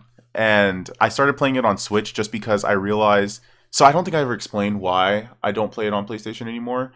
And I stopped playing it on PlayStation actually because I felt like I was playing by myself. And it didn't feel... Like, when I play my PlayStation by myself, usually there's a game-specific reason why I'm doing that. And so it's very rare that you'll see me play the PlayStation by myself. The Xbox is where I would play solo games, if anything. So for me, I was like, I guess I'm just going to transfer over to the Switch. So that way I can play by myself and feel personal about it. Because the Switch is like my personal babies. And it felt good when I did that restart. But once I got up to the point where it's like, oh, hey, I'm at 2019. Oh, I'm at 2019. It was just like, but it's still going. And they're still talking about what they're going to do next year. And honestly, I think next year we're going to see them at the Game Awards for at least a nomination. The stuff they announced that's coming out next year would probably get them nominated, it feels like. And maybe even get them to win, my honest opinion. But Rebecca did say that she's coming to the Game Awards to give an announcement. I was really salty when Warframe lost to Overwatch. Not last year, but the year before. Oh, I was also salty about that. But then, looking back at it now, Overwatch back then was pretty big. I mean, but it wasn't even a year of it being out, and it won Best Ongoing Game. I mean, Death Stranding. But, that's just my opinion. But as far as the ones who actually got on the nomination list, yeah, we still have Apex. Yeah. We have Destiny 2, which is a a very quiet game, in my opinion. We have Final Fantasy. Yep. We have Fortnite. Of course. And then we're going back to the old Tom Clancy Rainbow Six Siege. Which is a fun game. Yeah, I'm still hearing the positives about it. I still hear great things about Siege. It's amazing. But personally, I voted for Destiny 2. Same. I voted for Destiny 2 because of just where it's been and where it's been going. I haven't played Destiny 2 not since the Osiris DLC. Yeah. Oh yeah, no. But I burned out of Destiny 2 because it said D2 was gonna be different and then it wasn't. Yeah. For the most part, on the things that mattered. The thing that mattered, yeah, but the story was different. Mm-hmm. The story was kind of different. See, it was interesting that whole beginning intro to the story. I had goosebumps the entire time. I was same. freaking out the entire time. I was like panicking. I was like, "Oh, this is such a great intro." Yeah, this has been the best intro since Mass Effect 3. Yeah. At least for me, since Mass for Effect me 3. personally, I don't know about that. Because that same like, oh no, all like the major players are getting taken out. Yep. And just I also I voted for Destiny 2 because of how big the change has been with Shadowkeep. Mhm. Yep. Oh yeah. Flip the whole script. And how willing they are to break the status quo of Destiny 2. Like, spoilers, but not really. Cade's dead. Yeah, I mean that was a marketing thing that they made a big deal about. Okay, we're killing off the character you all hate, but I kind of loved, so I was a little salty. I loved Cade. Cade was I was great. like But I don't then know again, why. you Like guys I love played Cade. Rogue, Like Cade was great, but like in the community, nobody like hated. But I was like, why? He's funny. I can kind of a jerk. I can see why people would like him, but like such a mass hate for one character. I think the reason for his death is a whole nother podcast topic on itself, and it's just like how developers use character death. Community 101. It's not even how to appease your community as it is how do you sell a game. Like that's something that we'd have to talk about. But yeah, I mean Destiny 2, I was same thing with Fortnite. I was a part of that group of people who was just like, I don't want to play it. Yeah. Like I'm never gonna play it. I am not gonna touch it. And then it was free. Oh yeah, when on it dropped free, PlayStation for a bit, and I was just like, all right, it's free on PlayStation. If there's ever a time that I'm getting a signal to try this game out, it's right now. And I tried it, and I agree. Like that opening, I was like, all right, things are tense. I'll be fine. I was sad, and then I changed planets, and I was just like, oh, this is just a fetch quest game. And then there you go. Yeah, and that's where it lost me. I was just like, fetch quest the game. It lost me. And the thing it is, was a different kind of fast travel from one's fast travel I really enjoyed. Going over to the moon was one of my favorite missions because you could just roam around the moon. Yeah. But, the planets they introduced was cool. Great idea.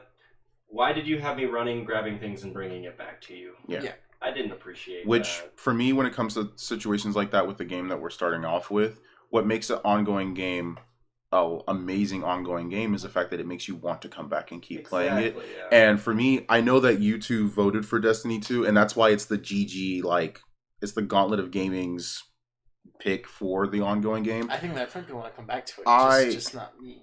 I don't think it's, and that's the thing, I don't think as many people are going to come back to that as they would Fortnite. Because it goes back to what you were saying, John, about, like, Fortnite does a lot of the promotions with current events. And Francis touched on it.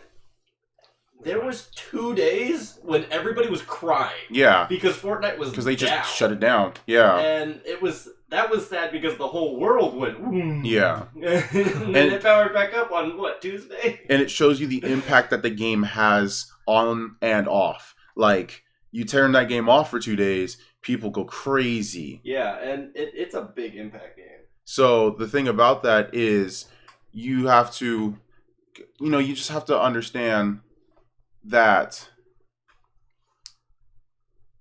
you have to understand, what am I trying to say? That when it comes to something like Fortnite, something like Fortnite is considered to be, for me, the ongoing game of the year because of the fact that I can see it now and in the future continuously bringing in new people.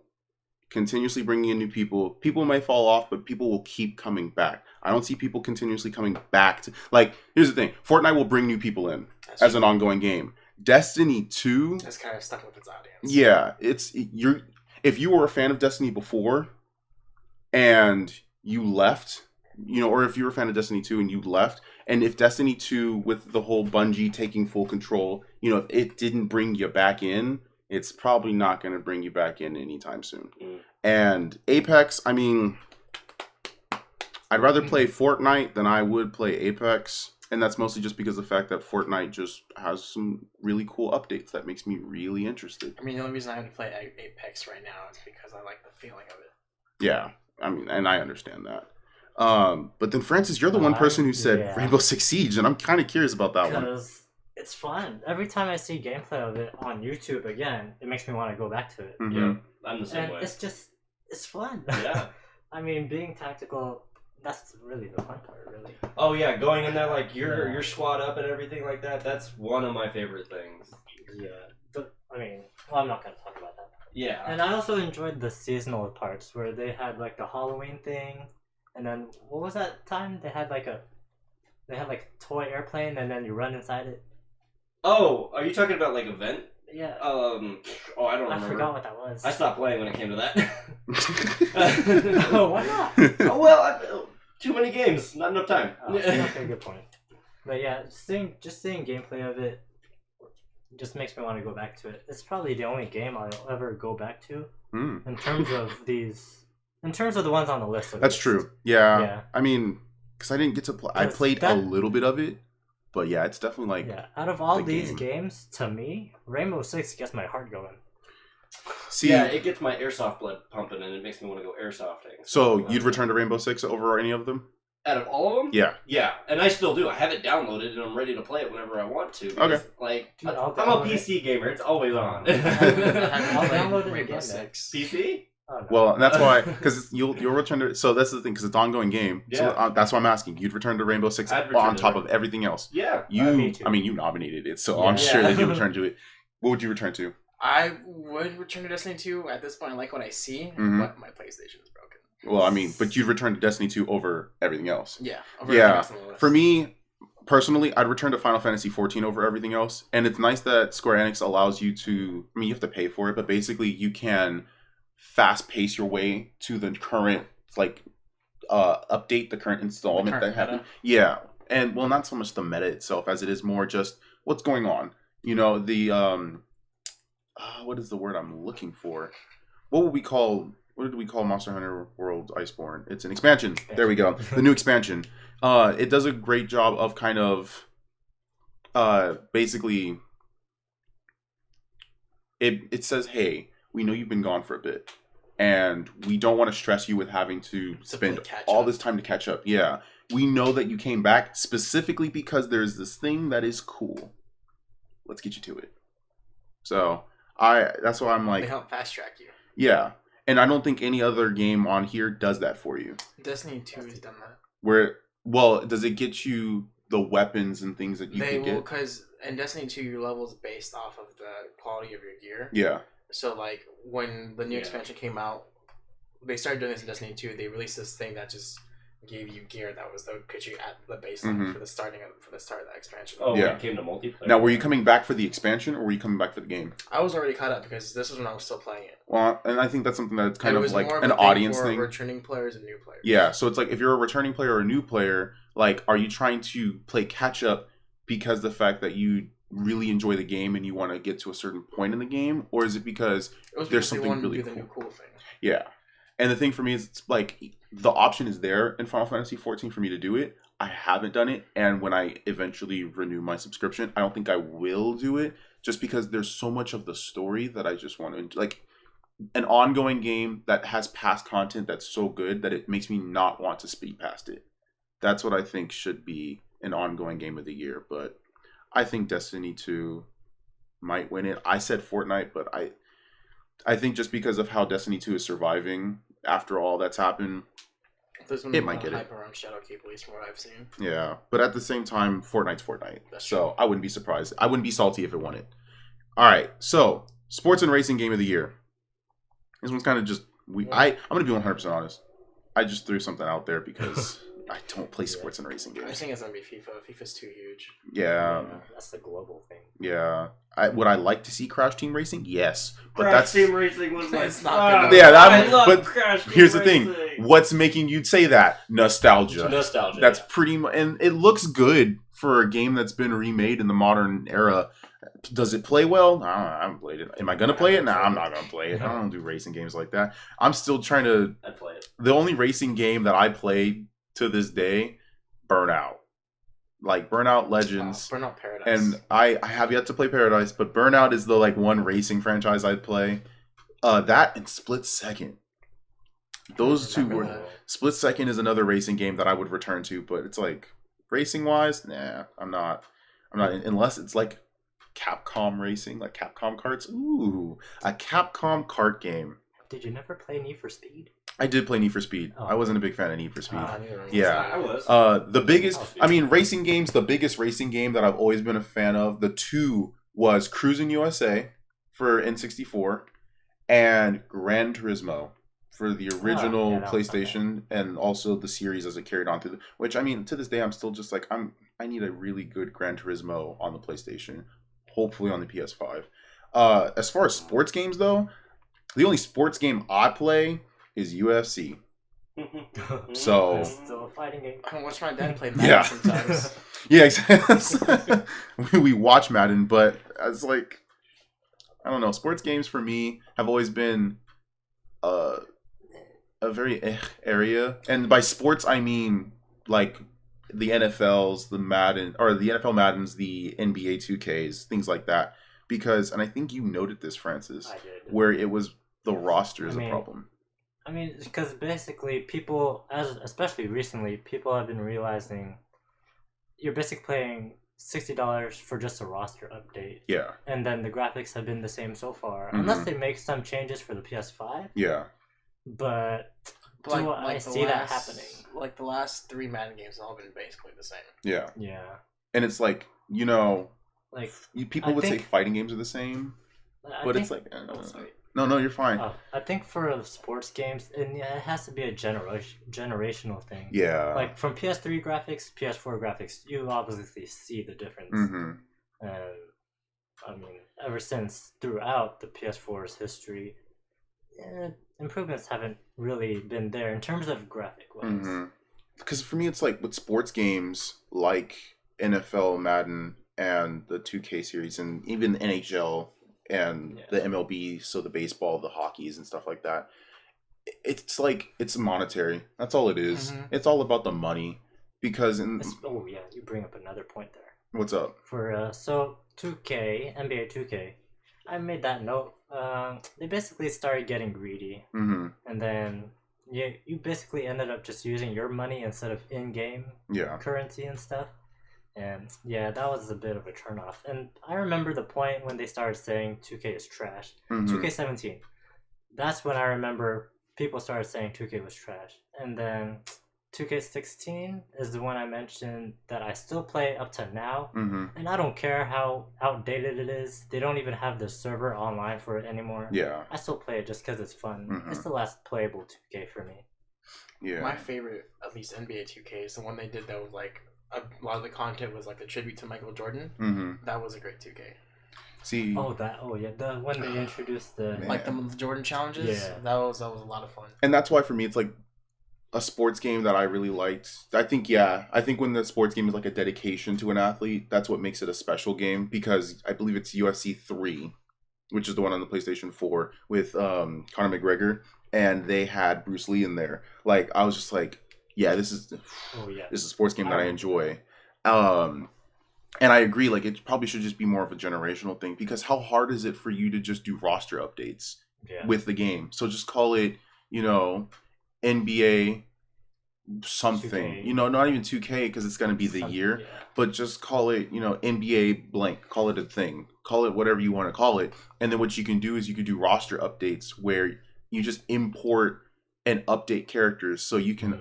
The models can look better for older characters, for older athletes, but then fix their stats based off of what team they're on for a certain year. Things like, I don't know. They make all their money off of loot boxes anyways. Yeah. Especially recently. So that's why it's like with sports... Especially FIFA and Madden. Yeah. So that's why sports and racing is kind of just like that's why I want Crash Team Racing to win, even though I believe it also has a monetization problem. But at the end of the day, it's like, it's not... one of those games that they just shill out every year and say, yeah, just give us your money. They brought back some nostalgia and made it look good. So hopefully it wins, but I think it's going to be FIFA. Now, on to the family game. It's a shoo-in. Like, we don't even have to talk about it because it's guaranteed to win. So the nominees for family game, just so that way the nominees are Luigi's Mansion 3, Ring Fit Adventure, Super Mario Maker 2, Super Smash Bros. Ultimate, and Yoshi's Crafted World. We all know it's gonna be Smash. It's gonna be Smash. Yeah, Smash is gonna take it. There's no discussion needed. Falcon Punch. Yeah. So we're just gonna get past that one. That's. We still have so many more categories I didn't even realize. We do. Yeah, we're halfway. Yeah. Community support. This is kind of another one of those quick ones where it's like you'd either give it to Fortnite or you'd give it to Destiny 2. I said Fortnite just because, again, it's Fortnite. Yeah. But honestly, with the amount of support that Destiny 2 has gotten after the whole separation and independence, it is Destiny 2 just because of how responsive. Like, even if Bungie hasn't always made the right decisions that were like in the best interest of the community, they have always been very responsive to the community. You know, they bring out all the big Destiny streamers and content creators to Bungie Day, have meetings with them. They do have a lot of community support, and they're, of all like the games and communities, they probably have like some of the best communication. I'd like to say the outcome of that also increased a lot of talk for Halo to be coming back with remasters and stuff like that, and opening it to more consoles. I think was like really cool because they busted open a Halo for PC, and I dropped jaw when I saw that. I didn't believe it. I thought it was amazing. Oh, I mean, we all knew it was coming. Well, we've been wanting it for so long though that I think with PC gamers. There you go. We have been wanting. I was it for more a while. excited about that Halo Reach remaster announcement. Oh yeah, that was coming out. Anywho, that's a topic for another time. But that's besides the point. I cannot wait. So, winter break is gonna be so sweet. It's already downloaded on my Xbox. Oh, you already got it. It's already on there. But no, I mean, yeah, I think Destiny 2 is gonna win it. I said Fortnite, but now that I'm thinking about it, it's like how much community communication really happens that it influences the game and helps it grow. I don't think much. I think it's more when it comes to Fortnite, Epic Games is more like we're gonna drop some oil in the water and we're gonna watch the fan base just attack with it. You know, the fan base is just gonna react to it versus, hey, can we get this in Fortnite? Like, can we get these things? And they've done that. Like, there are some things that they've added for the fans, but I feel like the impact of community to developer when it came to Destiny was definitely a lot more felt. So I think that one's gonna get it. Strategy game of the year. I think this one was also another shoo-in. The nominees for this one was Age of Wonders, Planetfall, Anno 1800, Fire Emblem 3 Houses, Total War 3 Kingdoms, and Tropico 6. Honestly, I didn't realize Fire Emblem was on the list when I put my... Oh man, yeah. So good. So would you change it from Age of Wonders to Fire Emblem? Yeah. Yeah. Okay. I think it's we all. I was wondering why you put Age of Wonders. I also did too. I was just like, like I didn't realize Fire Emblem was on the list. So I was like, oh, it's probably gonna be Age of Wonders. No, but then I realized, oh crap, Fire Emblem's on the list. Fire Emblem's on the list. I can't be bothered to go back and change it. And the way to talk about like how good of a strategy game, just how good of a game Fire Emblem 3 Houses is, it is the Fire Emblem game that if you've never played a Fire Emblem in your life, you have now. Yeah, like that was all of them put into one. Exactly, it was enough to bring people in, and because the thing is, people have always been interested in Fire Emblem because of Smash Bros. Because they're like, who is this EK character? Who's this Mirth? Who's Lucina? Who's Corn? Who's Corn? Like, Corn? Yeah, who's Corn? Who's Corn? Corno. So you hear Fire Emblem and you see Fire Emblem characters, but you're like, what is this series? What are these characters? I know, Smash was how I got exposed to Fire Emblem. Yeah, it's how a lot of people, I think, got exposed to Fire Emblem who weren't already fans. And so Smash got you interested, but then you were like, you look at the old Fire Emblem games, you're like, I don't think I want to play that. And then Fire Emblem 3 Houses was just like, yeah, you do, because it looks good. Here's a slap to your face. Yeah, oh god, it looks good, it sounds good, it plays good, the characters you get so invested into. I was like, I don't think I've played a strategy game where you can't make the characters yourselves, because like XCOM 2 is like the exception where it's like you can make them your characters. Yeah, you made us. Exactly. Yeah. So minus that, this is the game that you don't get to make your characters, yet you get way more attached than any other game I think I've played recently. And I love it. I definitely felt that when I didn't use characters that I wanted right? to use. Exactly. And the thing for me is, it's like, I'm not, like, if you know who I am, you know that I'm not, like, a very cutesy-wootsy, I must protect all of the children type of person. Like, I'm kind of pessimistic, and I'm very, But, Bernadetta, Oh, never Bernadetta. before have I ever wanted to protect a character with my life more than this game. Because the thing for me is, it's like, I'll send all the other characters out. I'm like, yeah, go kill this thing. Go kill that thing. And then it's like Bernadette. I'm like, don't worry, Bernie. You and I, we're gonna, yeah, I was like, we're gonna work together. Like, don't worry. Oh, you're hurt? I'll heal you. I'm gonna kill them for you. How dare you hurt Bernadetta? And I would hear myself say these things. I'm like, oh my gosh, I care about a character. I'm turning into Zondia. Yes. So I was just like, this game. And the thing is, they keep popping out stuff for it as like cosmetic wise, but it's like I want more missions. It's not. They release more missions. Oh, I haven't. So they have. But it's been a month. The thing for me is, it's like, it's the game where I heard that, because Pokemon, it's like, oh, you could choose your different starter. I'm like, I want to do a different run with maybe the different starters. I'm like, actually, nah, probably not. No, Fire Emblem, I was like, it's called Three Houses for a reason. I'm gonna play all three houses. And then you find out that the Black Eagles has like 2 story routes. So technically, there are only 2 endings. But, I mean, the one ending you can get with all 3 houses. So I want to do that with all 3 houses. And then I want to get the alternative ending. So I'm just like, this game, without me even finishing it, I said, I'm going to play this game over and over again, but I just haven't had the time. I already knew Black Eagles were the best from the trailers. Oh, man, from the name, it's like, oh yeah, we're Black Eagles, we're Golden Deer, we're Blue Lions. I'm like, Blue Lions. I'm the only Blue Lion. Golden Deer. Black Eagles, man. They're called the Black Eagles. They're just technically bigger ravens, guys. Come on, let's just talk. And that's amazing. So yeah, I think Fire Emblem 3 Houses is gonna get Strategy Game of the Year, and also I just wanted to like toot the horn of how good this game is, because if you haven't played it, Fire Emblem was such an experience. It is. You need to play it. Oh boy. And then so we go from strategy to role playing. Now this is tough because there's the obvious choice, but then there's kind of like I really want this to win. So the obvious choice of the best. So I'll go over. Yeah, I kind of want to go over the nominees. Let's go over the nominees. Give them tribute. Because there's a nominee in here that I'm just like. I'm sitting here and I'm like, this is the only time you showed up. Yeah. And I feel bad for you. But, so the nominees for role-playing game of the year, Disco Elysium, which sounds cool. It looked cool. I heard a lot of good things. But compared to what we're about to hear, oh, no, it doesn't compare. Final Fantasy XIV, I will always give praise to a Final Fantasy game that is not terrible. And it is not terrible, therefore it has my praise. I'm glad it's on the list, too. Yeah. Now, Square Enix has a second game on here. Oh, yes. Because Kingdom Hearts 3 made an appearance on here. I don't care. Kingdom Hearts 3 did pop up randomly. And it's interesting to me because I would like to swap Kingdom Hearts 3 for Fire Emblem 3 Houses and say that it's a RPG strategy game.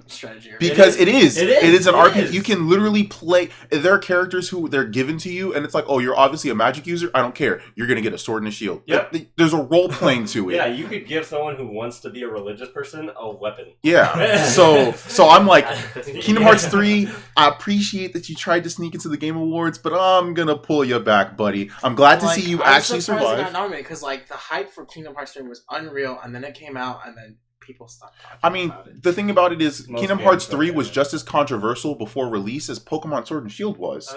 I agree with that. Yeah, it was just as controversial, and so it showing up, I was surprised because I was just like, you're probably you're a successful game that was very toxic when it came to its pre-release and its actual release. So thank you for that Fire Skrillex song. Yeah, it was okay. I'll give it. Yeah, it had a really good song, but I watched streamers play through the game. Some of them gave up. They were just like, I can't finish this game. So I watched the cutscenes then to finish because I was like, I need to know what happens with the story. Yeah, no. Role-playing game of the year? Not even. I'm sorry. But there's 2 more? There are 2 more. And these last 2 are the ones where it's like, we gotta fight. And that's Monster Hunter World Iceborne and The Outer Worlds. Oh my gosh. Oh, these lands are divided in this room right now. This is the thing. It's not that they're divided, as it's more they're both mixed into a pot of yes. Yes, these are all great games. I actually don't know what Disco Elysium is. So they're both RPGs, but they scratch different itches. They scratch some itches that just make you feel good. And I think when it comes to Monster Hunter, Francis, you're like the guy. Yes. Please. Like we could praise it, but you Drop have some knowledge on advanced. us, You've Francis. advanced the furthest I mean- with Iceborne. So like, how good is Iceborne? You have the floor. The reason I love the game is because no matter how high level you get, it's still challenging enough. Mm-hmm. And also the fact that I feel sort of the freedom. Mm-hmm. Like you can go on an expedition, or you can just go on a quest and get like more rewards. And also the way I play listening to music, so I can hunt like for hours and Yeah. not think about it. I mean, I Like, can. oh, that's right. I'm playing Monster World. I listen to Katana Zero soundtrack while playing that game. Going back. I listen to slow songs playing that game. I listen to soul music playing that game. Mm-hmm. I can listen to anything. You can just listen to anything. Yeah. And it's fine. Yeah. And then the game itself. The Lord of the Rings soundtrack. I can even Oh, listen to that's this. the one- Listen to oh, this dude. podcast. Oh no, I haven't listened to You it. can listen to this podcast. I will while playing? eventually. While playing Monster Hunter. I could. But anyway, yeah. What I like in Iceborne, they made so many improvements, and They you did. noticed too Yes. the accessibility, the new monsters, the thing. Oh my god. Francis just broke down. Yeah. I want you to know, It's too Francis good. is like crying right now. It's too good. I can't even speak. It's too good. Yeah. I'm so glad it's on I this mean, roster. Basically, obviously you guys don't know me, but basically it's the only game I put in this many hours. The only game in my life. He's so dedicated. It's not. I even started funny. the game beginning of summer break. I've put in 400, almost 50 hours already. Wow. That's me with Warframe levels of Exactly, hours. exactly. Yeah, yeah. I have wild, never 'cause done we're that like- with That's a like game. that's like what 6 years of Warframe for you? No, the 450 was from when I got it on the Switch. Oh. Which, haha, it's been officially like a year. Since the Switch, So, yeah. but geez, like, And it's Since the wild 'cause summer. we were all Since the start kinda- of summer we were all break, kinda iffy I've been on playing it before we all got that it. much. man, Nice. yeah, that's insane. And the Francis, we gotta get you the thing some- about that, so basically I spent a lot of time playing that game before the the hunter Before, rate cap. yeah, If I didn't do all that before the hunter rate cap, if I did it after, I'd probably be like level 200 Yeah. at least now or something. But I'm only on level 140 Oh, because they or something. only capped he you? says. Capcom capped you. No, it's because now with Yeah. Iceborne you have the master rank, so now Yeah. you have another level that you have to rank up. Oh yeah, I'm still only level. But aren't they Master still rank dropping 40. new monsters? Dude, in they Iceborne? just released a new like variant of Oh a yeah, monster new variant, yeah. a couple days ago. And another thing, they could add so many monster ideas. They could. from the Capcom universe. No, Not from just Capcom, from outside anything. of Capcom too. They've They had have Witcher. They had a Witcher Yeah, monster. yeah, I They had the remember that one. behemoth from Final They had Fantasy. Claire. Yeah, I played that one. That was cool. Yeah, They got freaking Claire and Leon in the game. and they You have can put- Mr. X. They have the tyrant. Oh my god. You can have Mr. X be the handler. Like, oh, Yeah. That's so funny. this game has so much love. It has Yeah. so much love in it. It's got a great And community. I like too. It does. Yeah, I like this. What would you call it? I don't know what it was called. What are you trying to design? He's Or crying trying to, again. everybody. No, I'm not. what are you trying to explain? Talk it out. What Like, was I gonna say? Forget about it. Let let me think. Well, You guys keep going. yeah, no, I mean, like Iceborne. Like I said, it feels like it was just made with a lot of love. What's go up? ahead. Go ahead. You So remember. you and I were talking. Oh well, Malik and I were talking about different monster ideas. Yeah, Make this go viral, please. Put in like he Attack on wants Titan. this so bad. I want to fight a Titan. I want to fight the Hydra from God of War. yeah. Oh, Just like so- something, oh, that would be something clean. large. So fun. Oh. Because here's the thing: the largest monster in the game is Zora Magdaros. Why you don't can we put have Hydra. more? You can put a Titan in. Yeah, Make this viral.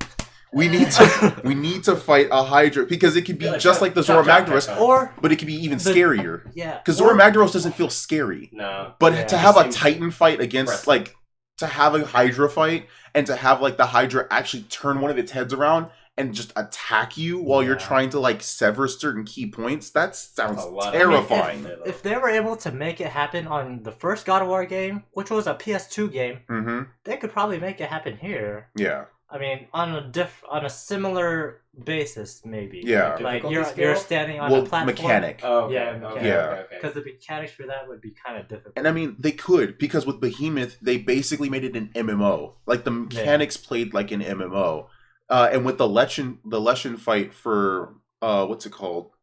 For The Witcher, it was the same thing where it was just like it was Monster Hunter, but with mechanics that compared to the game. Oh yeah, I playing Witcher 3 and then getting a chance. Francis was like, "Yeah, just do the mission." Yeah, and I said, "Wait, what am I fighting?" He said, "A Leshen." I'm like, "I'm fighting a what? Yeah. The hardest monster in Witcher 3." I walked into a Leshen on Witcher 3, randomly walking around and got messed up. Yeah, I played The Witcher 3. Like, would you consider an expansion or just a drop? I think that's a drop. Okay, it could have. Yeah, doesn't matter. Yeah. But when I played that, I was having the same fear from Witcher 3 in Monster Hunter World, and I was just like, I am in pain and distressed, and I need to run. Because that fight was so long.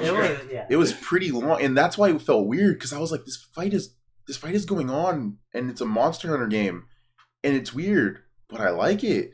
So the things that they add to the game are really nice, and I think.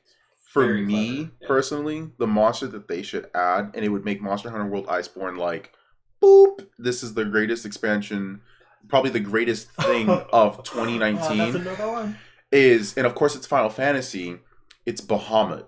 Yeah! Having this gigantic dragon as a monster, because we fight different crazy beasts in the game, but to have the Bahamut from Final Fantasy, the armor would look sick.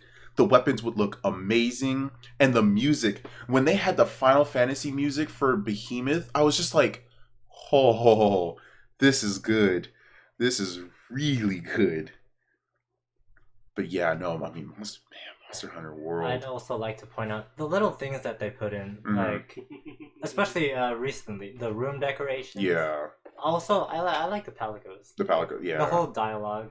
Ouch. Yeah, the way that they have their dialogue be so unique is pretty cool. Like a gacha lock. And it's hard because now you kind of stirred the pot to be Monster Hunter, because I wanted to say so many great things about the Outer Worlds, because the Outer Worlds is equally as good.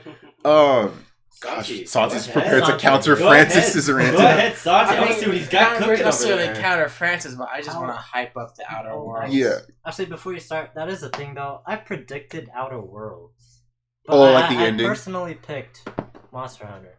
Oh, so you're saying for the Game Awards. Your prediction is going back to this thing that we're actually talking about today.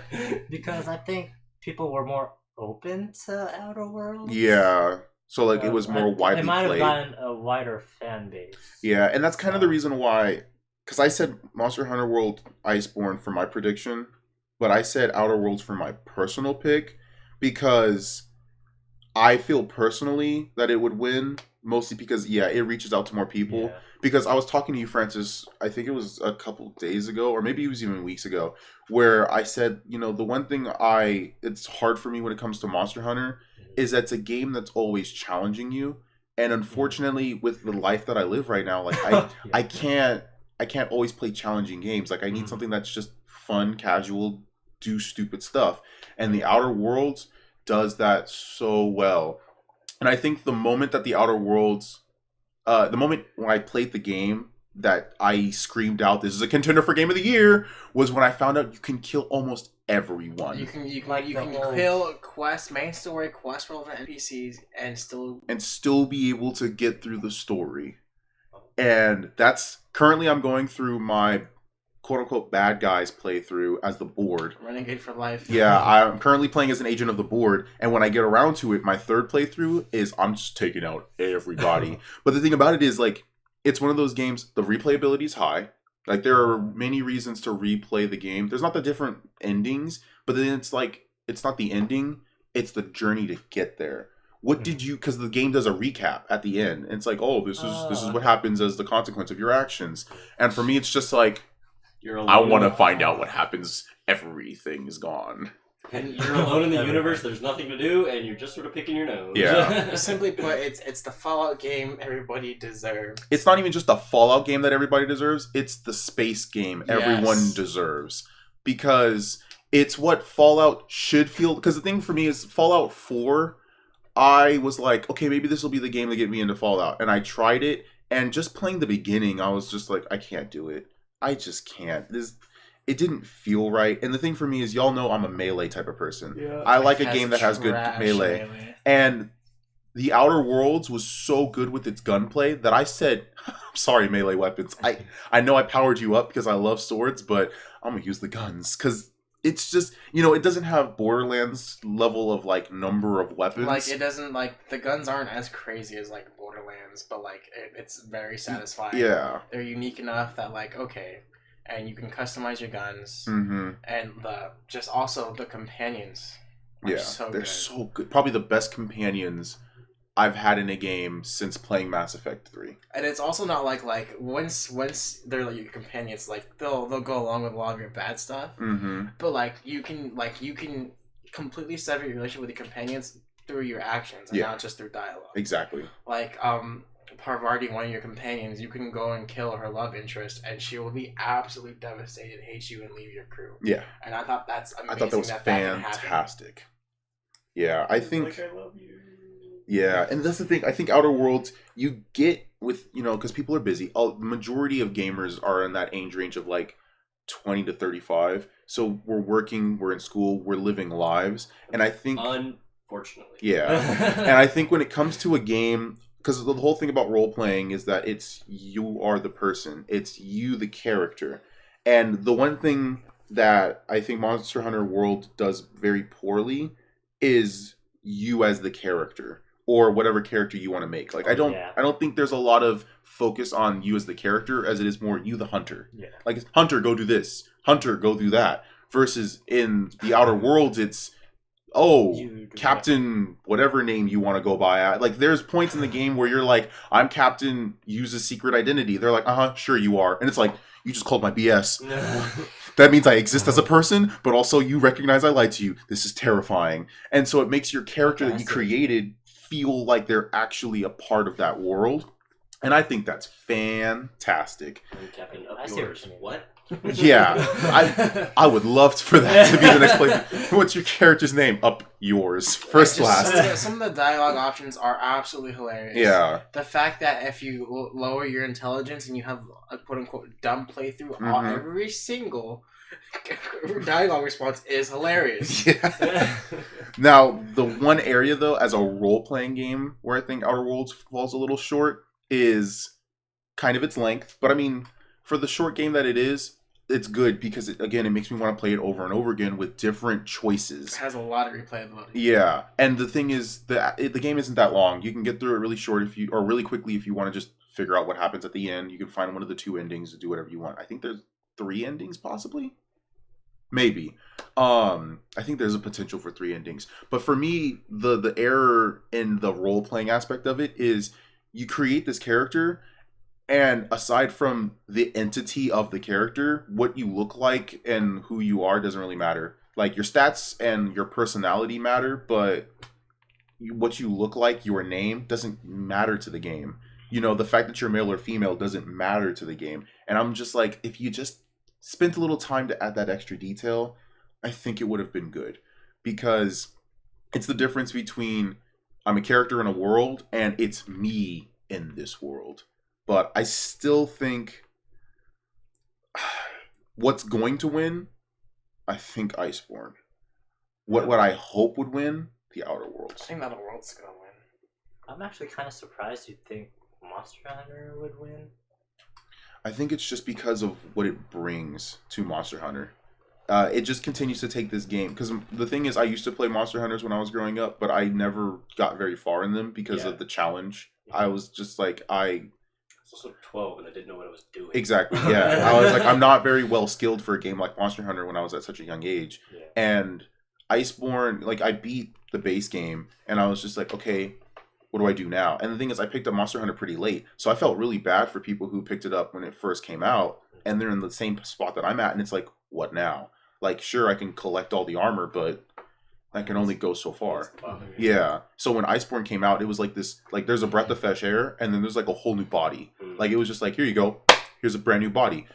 Go forth and use it. And you're just like, I feel fantastic. I want to hunt everything. And then you see the first monster and it kills you. Yeah. And you're like, most people would, most people are like, I'm quitting this game. And for me, I was just like, I just got one shot by a monster.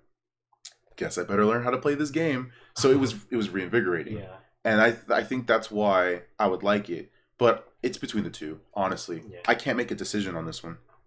And I think we spent so much time on it. But I think it's just because both of these games, like, if you're listening and you haven't played either of them, play these games. So, we're moving on to probably the most saltiest section to talk about. I don't even get really salty in the next second, so guys, like, water down. It's gonna get loud. Yeah, like Game of Thrones, or not Game of Thrones. Oh man, Okay. Game of the Year Is Game of Thrones on this list? I think Game of the Year is probably going to be a very salty area to talk about, but fighting Game of the Year. Who let Jump Force be nominated? Yeah, that like Jump Force is my god. So let's talk about all the nominations. So Yes. the nominations for this year: Dead or Alive 6, understandable. Jump Force, why? Mortal Kombat 11, understandable, but also it's not going to win. Samurai Showdown, Samurai Showdown. And this is like a personal controversy. Super Smash Bros. Ultimate. Woo! So I'm going to talk a little bit about my controversial view on Smash Bros. And it as a fighting game. So and I can understand that there's probably no one else in this world who sees this as their point, and that's fine. But me personally, Smash Bros. Is a party game. It is not a fighting game. I know it plays with combat and brawling and fighting mechanics, but deep down personally, it's not a fighting game. And so that's why my personal pick is different than what my prediction is, because my prediction, and I think everyone except for Francis, we predicted it was going to be Smash Bros. And Francis, you said it was going to be... I'm actually wrong. Oh. Yeah. Okay. What was your original prediction? Oh, well, actually, no, I wasn't wrong.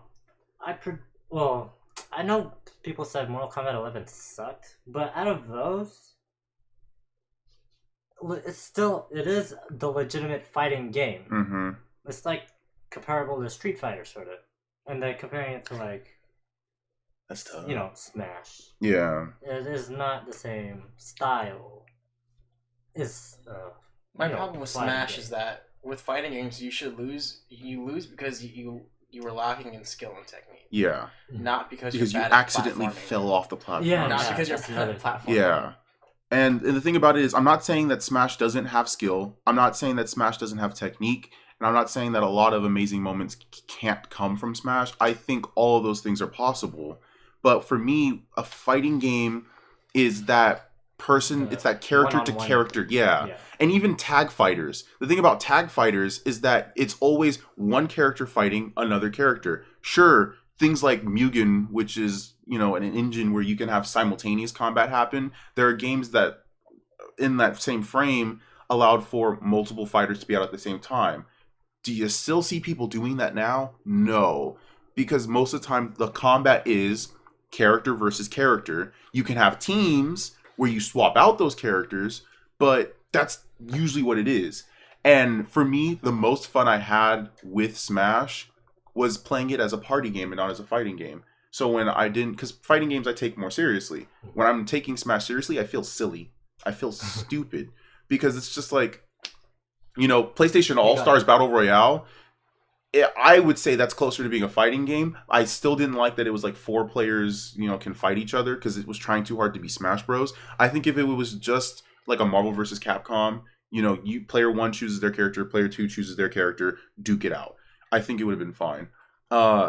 And All-Stars is kind of that jumping off point of my argument of why Smash isn't a fighting game.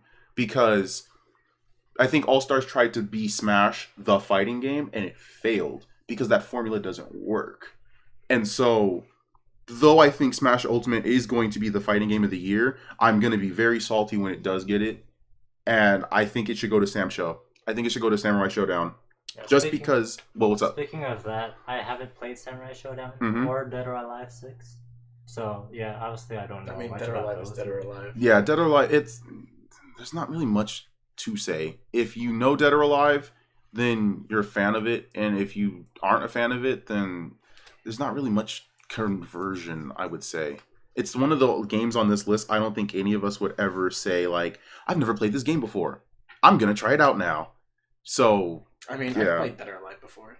Yeah, but if you've never played Dead or Alive before, would 6 be the one to convert you? Oh, I've never even looked at 6. Exactly. Yeah, like at least with Jump Force, I can say that it will convert some people to play it. I got it just because the fact that I love my characters, and I still haven't played it, and it's on the Game Pass. I got it for a discount. Yeah, I was just like, you know what? It's on a discount. I still want to play as Dio because the only other game I can play as Dio as in is the Eyes Over Heaven, JoJo's Bizarre Adventure Eyes Over Heaven game, and it's really rough to play that game. That feels kind of bad. So I watched you play, I was like, ooh. Yeah, it was hard to play it. So I'd rather play Jump Force than that. And so it had Dio. And I was like, all right, I'll do that. But I think Jump Force should have been replaced with Power Rangers Battle for the Grid. Oh yeah. You're not kicking Smash out of the running? No. Okay. The reason why I won't is because Smash not being a fighting game is my personal opinion. It's not the collective opinion of fighting gamers. That's true. Like, popular fighting gamers will recognize Smash as a fighting game. Therefore, I allow it a platform in the fighting game, pantheon. With Jump Force, so the collective opinion in the entire community is that it is not a good fighting game. It's not even a good game. It's not. And do people play it? Yeah. Why? Because of the characters. Just because they want to play the characters. They just want to play the character. It's the only time. It is the only game where I can play as Ichigo or as Aizen and fight against other favorite anime characters. But it's just so bad that it's like I feel bad when I play the game sometimes. You can pit the big three against each other. Yeah. And that's a big appeal to it. Exactly. But you have to sacrifice your mental health to do it.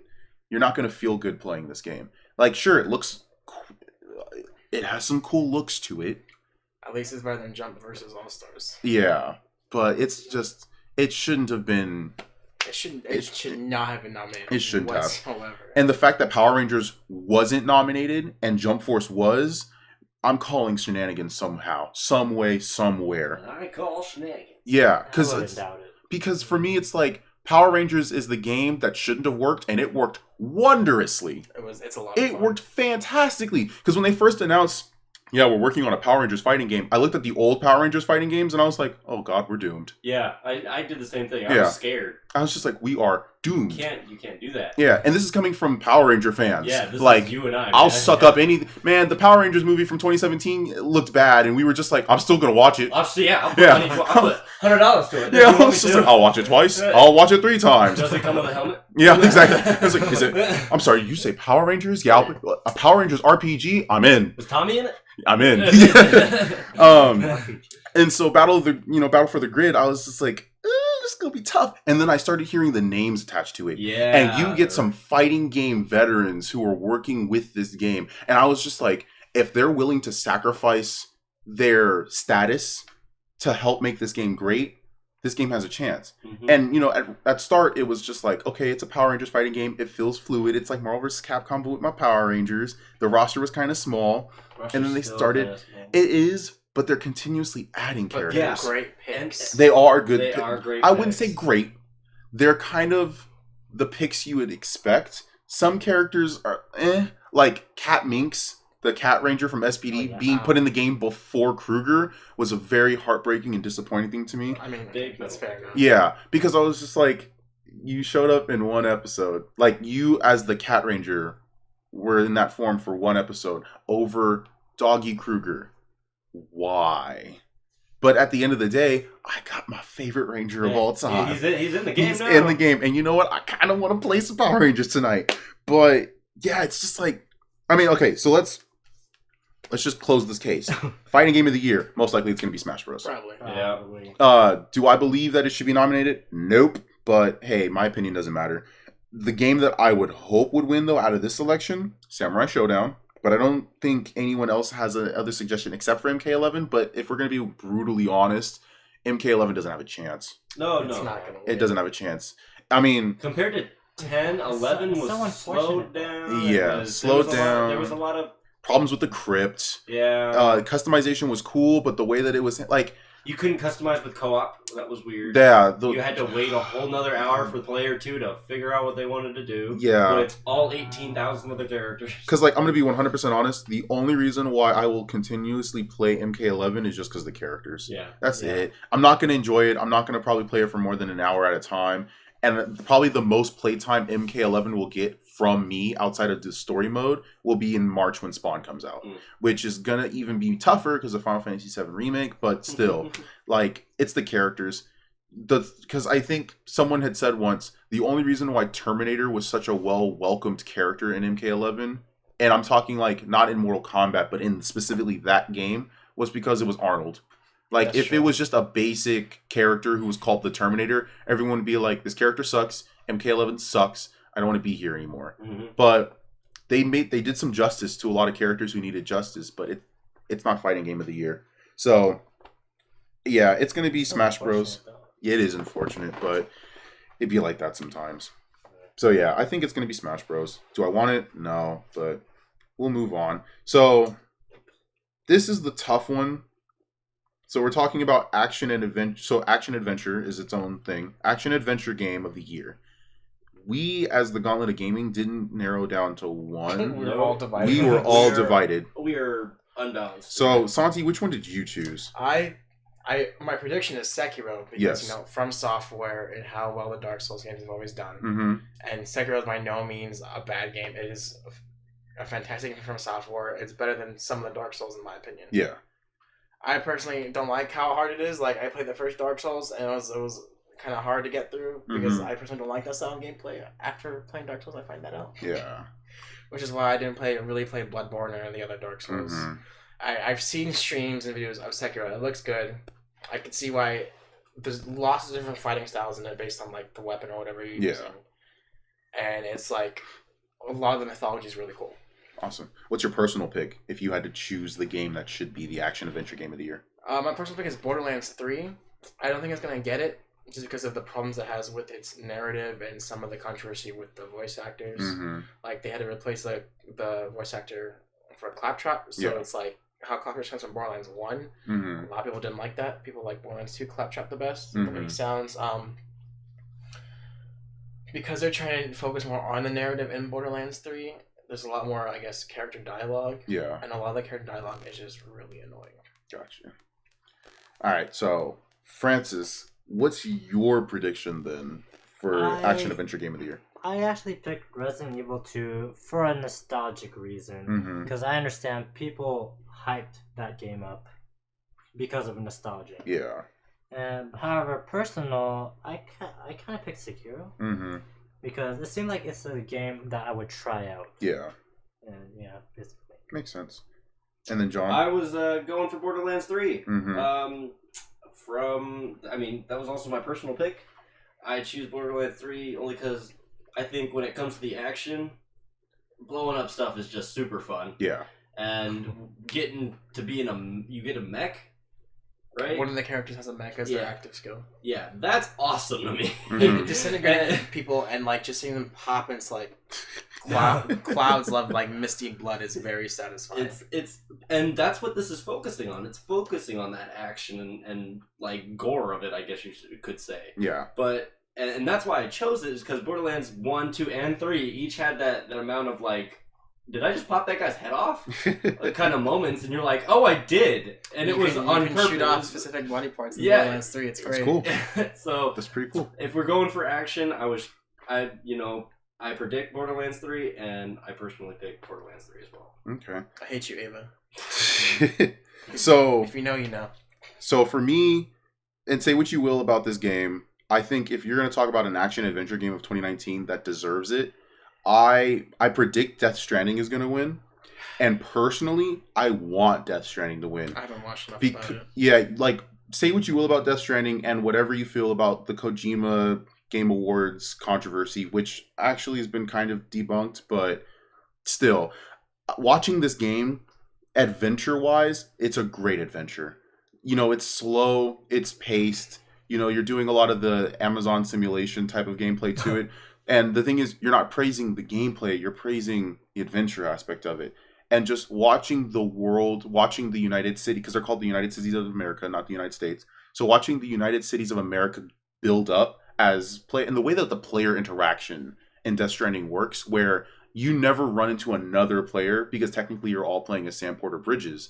But if one player built an aspect of a road in theirs, it shows up in yours. So there's player-to-player support, and the way that you see that interaction is they're just known as other carriers. And you can do like systems like social media, so you can check how many likes you got from people for the things you're doing. It expands on like the whole like message stuff from the Dark Souls games. Yeah, but it also just takes it a step further because it goes back to what I was saying about Death Stranding being a game for an impact, where it's literally there are sections of the game that you are going to have the hardest time of your life, but by the grace of another player who struggled before you and left a ladder or a rope there, it's no longer difficult for you. What would have been a challenge for you is now easy. And for me, it's like, that's an amazing adventure, an amazing mechanic I've never seen implemented so well before, that I think is fantastic. And when it comes to the action, I praise the action of the game because, and this is the controversial part, it's that action game that tells you don't kill anyone. Like, yes, there are beached things or BTs, which are like the remnants of the dead that are hanging around in the world of the living. Like, you got to be careful of them. And if you have to fight them. Like, take them out. But when you kill a human being, what happens is something called necroing happens, where they go into necrosis, where basically their body becomes a bomb. And they just crater the area where they died in. Oh, no. So, if you're... if you're an American and you go in guns blazing and you shoot every single person that you see, best believe you're just going to destroy everything. And I think that's cool because the category is action adventure together. And I think it's a new form of action where it's evading, but also doing some, because you can still fight them, but it's non-lethal. So you're learning to be careful about the way that you're going about combat while also going through the adventure, and just the way the mechanics come together. The mechanics basically tell you early on what the game is about, unifying people. And I think if you're going to talk about an adventure game, this game takes the cake for excellent action adventure. So that's probably all the good things I can say about Death Stranding. And I think this is Death Stranding's category, is action adventure. So it's tough. We'll see what happens during the Game Awards because, yeah, this is a very divided category. But honestly, of all of our predictions, I think the one out of the 4 that we predict, the one I think that would get it the least probably would be Borderlands 3. Yeah. Unfortunately. Following that, I think Sekiro would also not be there just because not so much the difficulty as it is the adventure part of it. It's like, what happens in your adventure to really make it memorable, to make it special? What about Sekiro, other than I got my butt kicked 15 times by the same monkey, makes it memorable? I know there are some monsters and people that you fight that make it memorable, but what are the moments that happen? And then Death Stranding and Resident Evil 2 Remake, I think with Death Stranding being new and it's Kojima's personal baby project outside of the whole Konami situation, yeah, I think that this is a great stepping point to show that he can make great action adventures. Maybe his narrative can use some work, but it's Kojima, so it's what makes him special. But I think it rises above Resident Evil 2 Remake just because though Resident Evil 2 Remake is great, Death Stranding just hits it just takes the cake. Yeah, it's the new thing that though people are pissed off at it, they love it just as much. So, yeah, and then this is almost 3 hour. This is a big one. I'm not going to go into the super mega details for this one. So the next one is Action Game of the Year. And the nominees for Action Game of the Year are Apex Legends, Astral Chain, which I'm really glad to see Astral Chain on here. Me too. I'm glad people didn't forget it. Even I'm never going to play it because it just looks... Hey, I'm just glad it's on here. We have Call of Duty Modern Warfare Reboot, Devil May Cry 5, yes, and Gears 5, as well as Metro Exodus. Now, I'm pretty sure the only games that we thought were going to be the top ones was Gears 5 and DNC 5. Yep. Now, For sure. the thing is, there's a division. Like, I think this is the only tie that we have out of all of our categories. Might be, yeah. Because 2 of us said DMC 5 and 2 of us said Gears 5 as far as predictions go. But it looks like for personal picks, Gears is going to take it. And I'm curious, John, for action game, you said Division 2. I did. What's up? Oh my gosh. So personal pick was Division 2 for me for action. I have always enjoyed the strategy that I come up with randomly on the spot in a firefight in Division 2 by myself. With Division 2's like abilities that you have now, you can pop a drone up and you can send it to distract the heavily armored guy that's blowing you up, and he can shoot at the drone and he's taking hits and stuff, but you're taking out all the mooks so you can focus fire on him after your drone dies. I just like the planning and the strategizing and then blowing things up randomly. It's so fun. They purposely put gas canisters everywhere in New York City specifically for this. Aren't you in DC? Yeah. My bad. Sorry. Anyway, yeah, you were in DC. They just pelted the whole place with gas canisters full of gasoline, so you could pop it, whoosh, and just light things on fire. That's not political too. Welcome to America. They also allowed an ability where you can have a grenade launcher that shoots a gas that if you fire your gun at it, it ignites and burns people in the radius of the gas. So like some Grand Theft Auto 5 stuff. This is some pretty Grand Theft Auto 5 stuff. It's just like the creative ways you can randomly kill a bandit who's trying to kill someone in the game, like a random NPC you don't even know. Yeah. Like there are moments where they set up public executions in the game. Yeah. And you are like, oh, this is a public execution. I gotta figure out how to like do this. Yeah. Without them shooting at the guys that I'm trying to protect. Exactly. So I'm like, okay, well, there's the group over there. I'm gonna throw a grenade, blow them up, and then pop, pop, pop. Yeah. Done. So that's how that's why I enjoyed. Sorry. That's okay. That's why I was throwing Division 2 out there. Gotcha. It's a fun action game, and there's not one instance where I've actually used my suppressor. Just because there's no way in heck you can. Nice. So that's why I threw it in there. All right. So what about my Gears 5 people? Gears 5 is my personal pick. I think DMC 5 is going to take it just because of just the amazing things that game has done. But Gears 5 is my personal pick just because it's something I grew up with. Nostalgia is a big part of it for me. Yeah. And it's a game, a franchise I still play to this day. What about you, Francis? I also like how much more dynamic they've gotten over the years Mm-hmm. in terms of how they, kill aliens Yeah. and stuff. And then, I mean, come on, that's iconic. The chainsaw lancer. Yeah. Oh, so good. So satisfying. That's definitely iconic. And then the shotgun. I mean, you go up close and then... It's chunks. The mutilation in Gears is always so satisfying sometimes. Or like the execution. Yeah. Yeah, I can... It doesn't get old. Yeah, I can get behind that. But the thing is, action game. And when we're talking action, Devil May Cry 5 takes the cake with action. Because the fact is, the whole thing about every aspect of combat is it's supposed to be stylish. It is very stylish. The highest rank in combat you can get is super sexy stylish. Literally, that is the name of the rank. Because everything you do is it's like a fighting game. Like, it's combos. You're comboing your abilities. You're switching on the fly. You're doing new things. And it's accessible. Like, I recommended Devil May Cry 5 to you, John, because I was like, I know that you haven't played the Devil May Cry games before. And if there's a Devil May Cry game to get you into the series, it's this 5. One. Okay. Because the other ones, they're a little more difficult. One feels bad. Yeah, 1's tough. 2 is just hard to sit through. 3 isn't bad. In fact, it was the best for a while. 4 is cool. 4 is stylish. Like, 4 is where the style is at its peak. It's nice. But 5, it's like, it's accessible for people who haven't played before. Yeah. And it closes a chapter in the story that... It closes a chapter and opens a new one. Because I was like, Devil May Cry 5, it's going to end Devil May Cry. I'm so sad. It's over. And what it did is it basically set up Nero to be... It did what Dragon Ball couldn't do. It set up the next generation of the main hero well. And I say that because Dragon Ball, originally they were trying to set up Gohan to be the next protector of Earth. Yeah. But it never happened. But with Devil May Cry 5...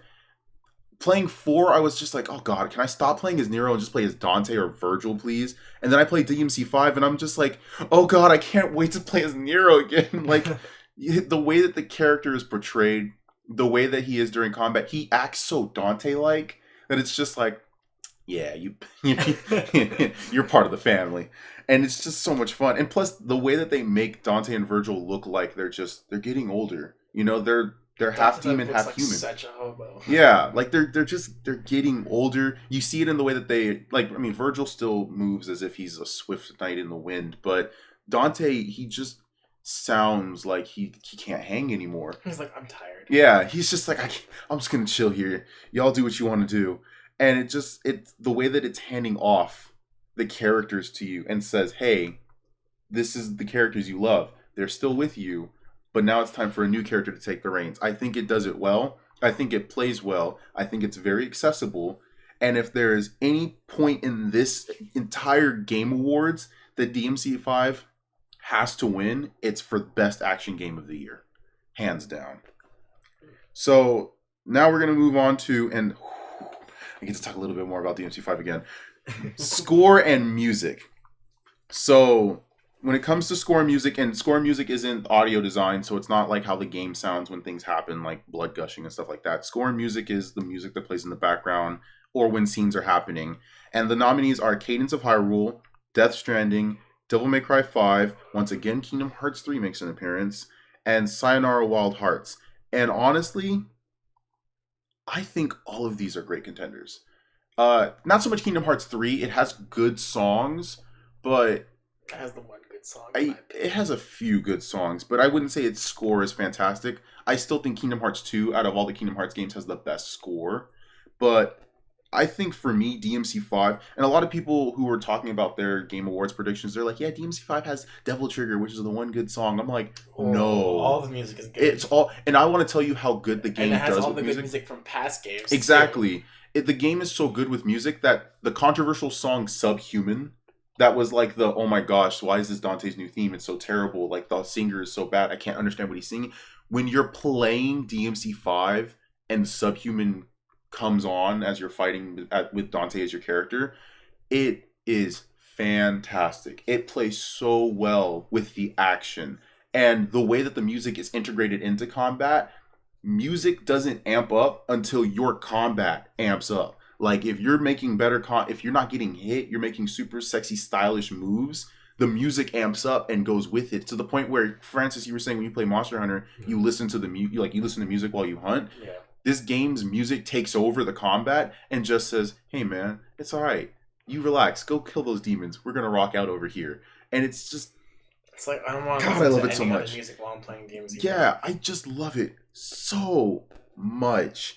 And it's like, Cadence of Hyrule, of course, nostalgia of, Legend of Zelda music is going to be there. Death Stranding has some of that good Kojima playlist type of music, but and Sayonara Wild Hearts has good music too, I guess. Kingdom Hearts is on this list? Yeah, Kingdom Hearts is here, but it's like, it's got good songs. It doesn't have a good score. It doesn't have a good overall album to it, but I think DMC5, when I finished the game, I was playing the full soundtrack, and even some of the intermission songs where it's like they're instrumentals or they're just bits of main themes. Like you're just sitting back and you're like, I could listen to the DMC5 soundtrack anytime. Like there's a song in there for every occasion, and I just love it. And I mean, of course, Devil Trigger, most hype song of 2019, Fight Me. There is no song that came out this year in a video game that is more hype than Devil Trigger. For the longest time, my favorite song of all time was I Don't Care by Fall Out Boy, and I never thought a song would ever overtake that, but Devil Trigger overtook that by miles. And that's why I'm like, score music, unless any of you can fight me, Devil May Cry 5 better take this. DMC5 I think is definitely going to get it, but Cadence of Hyrule is my personal pick, just because I'm a sucker for the Legend of Zelda soundtrack. Of course you are. And because Cadence of Hyrule is inherently a rhythm game, all the music is a lot more upbeat and just different remixes to it, and I super appreciated it. I feel that. Did you play it? No. Oh, okay. I just listened to the Not soundtrack. yet is what he meant to say. It's on the Switch. Eventually I'm going to. Yeah. It is on the Switch. In When time. it goes on sale. But yeah, score music, Devil May Cry 5. Or, as the game would say it, Devil May Cry. Alright, so I talked about Nero and how his performance was just like phenomenal, and I'm kind of upset that his voice actor isn't on here, or any of the Devil May Cry 5 voice actors. But performances of 2019, the nominees for this one are Ashley Birch as Parvati from The Outer Worlds, Courtney Hope as Jesse Faden from Control, Laura Bailey as Kate Diaz from Gears 5, Mads Mikkelsen as Clifford or Cliff from Death Stranding, Matthew Porretta as Dr. Casper Darling from Control, and Norman Reedus as Sam Porter Bridges from Death Stranding. Now, I'm going to immediately eliminate Norman Reedus because his performance was not the best. Was it not? Oh, really? It was not. No. You could have replaced Norman Reedus with any gruff-looking white male, and the story of Death Stranding still would have pretty much felt the same. In fact, if anything, I think Norman Reedus' performance took away from the game. Really? Yeah. Am I honest? Like, even Guillermo del Toro's likeness being in the game was fine, because it's like, it looks like him, and he looks like he contributes. People don't often see what Guillermo del Toro looks like. Yeah. But Norman Reedus, it's just like, you know, when you see Norman Reedus in the game, normally you're like, this is going to be a Norman Reedus game. This is not a Norman Reedus game. And I think he's just here because of his relationship with Hideo Kojima and with the relationship with PT. And I think if it was Silent Hill, I think his performance would have worked. But for Death Stranding, no, it didn't work for me. So I'd take him off. I'd also take off Matthew Porretta as Dr. Casper Darling, because first of all, I don't hear people talking about Control. And we'll get to that. Definitely, so we'll get to that. Yeah, and I definitely don't hear people talking about this character or this performance. Now, Jesse Faden, yes, I hear people talking about Courtney Hope's performance as Jesse, but I think it comes down to Mads Mikkelsen, Laura Bailey, Courtney Hope, and Ashley Birch. And honestly, let's just even cut out Courtney Hope. Like, I don't think any of us really were sold on the idea that her performance as Jesse was something we should be looking at. So it comes down to Birch, Bailey, and Mikkelsen. I think Ashley Birch is going to take it as Parvati. Yeah, I can agree with that one. I also want her to win. Yeah. Now, Parvati's great. As for who I would have... Actually, no, I'll save off on mine because I'm just going to keep ranting about DMC5. But yeah, so we can pretty much agree, like, Ashley Birch should get this as Parvati. Like, when I played Outer Worlds, and looking back now, it's like, yeah, that sounds just like Birch. But I didn't realize it was Ashley Birch at first. Give it to that. And I just listened to Parvati talk, and I'm like, you obviously sound like my first companion. Like, I didn't even listen to her talk. When you go up the elevator, you see her sitting in the chair, and you're like, she looks like she's going to be my companion. And then you do all the stuff, and then she ends up being your first companion.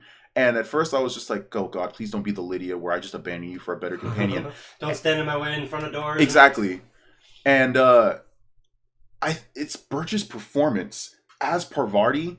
I don't think I once during my first playthrough went through a mission without Parvati. I always take Parvati. Yeah, even if her skills are unnecessary, because she's got engineering, and it's like you can build yourself to be a better engineer than she can boost you to be. But her company, just having her there, and also her side quests for the relationship, it's adorable. The way that Ashley Birch portrays this, like, love-struck, not knowing what human connection feels like and character. The way you can hear the confidence in her voice grow as she develops as a character. Yeah. You forget that it's an actress playing a character, and you feel like you're talking to someone you're growing up with. She feels so real. She does. And that's why I think she's going to win this. Because the fact that she makes her character feel so real. Mads Mikkelsen, I mean... It's Mads Mikkelsen. He looks cool in Death Stranding, but sound performance wise, it's like he's there. I don't think he'll win it. Like I said, it's Mads Mikkelsen. Yeah, it's Mads. He's there. He'll get nominated, but I don't think he's gonna win it. But somebody here has something to say about Laura Bailey. I want her to be my mom. Okay. Alrighty. That's not what I was expecting. I think Laura Bailey is freaking phenomenal in Gears 5. I went out of my way. I don't have an Xbox. She is great. I went out of my way and looked up clips for Laura Bailey's performance in the game. There were moments where I was on my the toes of crying just listening to her voice. I was like, are you kidding me? Why are you doing this? You're shaking me. But also, I'm a huge fan of her because she's one of my favorite favorite podcasts is Critical Role, and she's on it, and she's so her voice acting skills are amazing. She can go anywhere she wants with her voice, and it's just throwing her in Gears 5 was such a good idea. Yeah, because you got this character doesn't really want to do it, but is doing it, Yeah. and you're like, okay, you're doing it, and I'm proud of you. But I'm just a big fan of Laura Bailey and her husband Travis Willingham. They're both phenomenal people, and what they do for the community is just amazing. You want to talk a little bit about Travis too, because I think I see a note from you. It's my personal bit, but I realize that it doesn't fit the Game of the Year awards timing because it's right after. Yeah, so it was unfortunately Travis after Willingham, nomination. I went out of my way again and looked him up, and he recently just did a Jedi Fallen Order character where he was a good guy and he was the gruff guy, and you're like, that's how I see Travis Willingham in life. He was a gruff alien guy who was like training the dude how to do some force thing. I can't remember, but his voice, his performance was just like, he's a Star Wars character. Yeah. And it's like, oh my gosh. And then all of his performances beyond that, he was like a Transformer most of his life in the cartoon shows. Travis Willingham was a Transformer. We all thought, we were like, what? He was a Transformer? Yeah. But like both of them together is just amazing. And what they both do for the community, they recently just did a tribute to it was a charity for OSD, which is to help veterans who aren't being helped by our government after they do their tours and stuff like that, and they just raised like $440,000 on just giving back to them, and I thought that was amazing, and how much they promote such great actors. Like, they're actually great friends with Ashley Birch, and Ashley Birch has been on Critical Role, and she did a phenomenal job. I liked her a lot, and just like voice actors, they deserve all the credit. They're cool. They deserve way more credit. Like go, woo. Yeah. I mean, then this isn't because they deserve a lot more credit. I mean, this is like a quick shout out to like Sean Schimmel and just like the amount of performances he put in as Goku. Like all of the English dub voices that we know from Dragon Ball, like it made me respect voice actors because the fact that there's so much range that they have to hit, and they just do so much.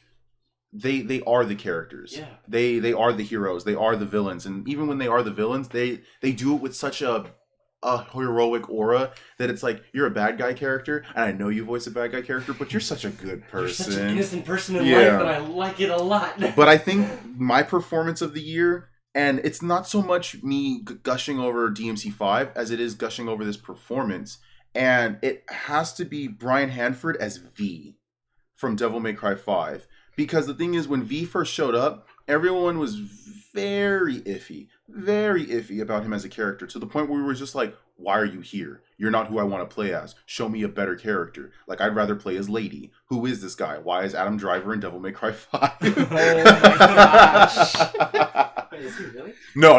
Oh. The capture model is a different person. Oh. But that was the joke. Everyone was just like, why? No one wanted to play as Kylo Ren in Devil May Cry 5. And then you listen to V talk.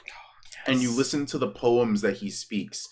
And it's like, he's weird to play as. And it's weird. I love Nero. I love Dante. But I like hearing V talk. But hearing V talk, playing as V felt great, because V's an unconventional character. Because I don't like mage characters. Like, I don't like to play as mage characters. I like to have swords or bows and things like that. But he plays like a mage, where basically he summons the demons to attack for him. So square is for squares for the tiger. Yeah, and triangles for the bird.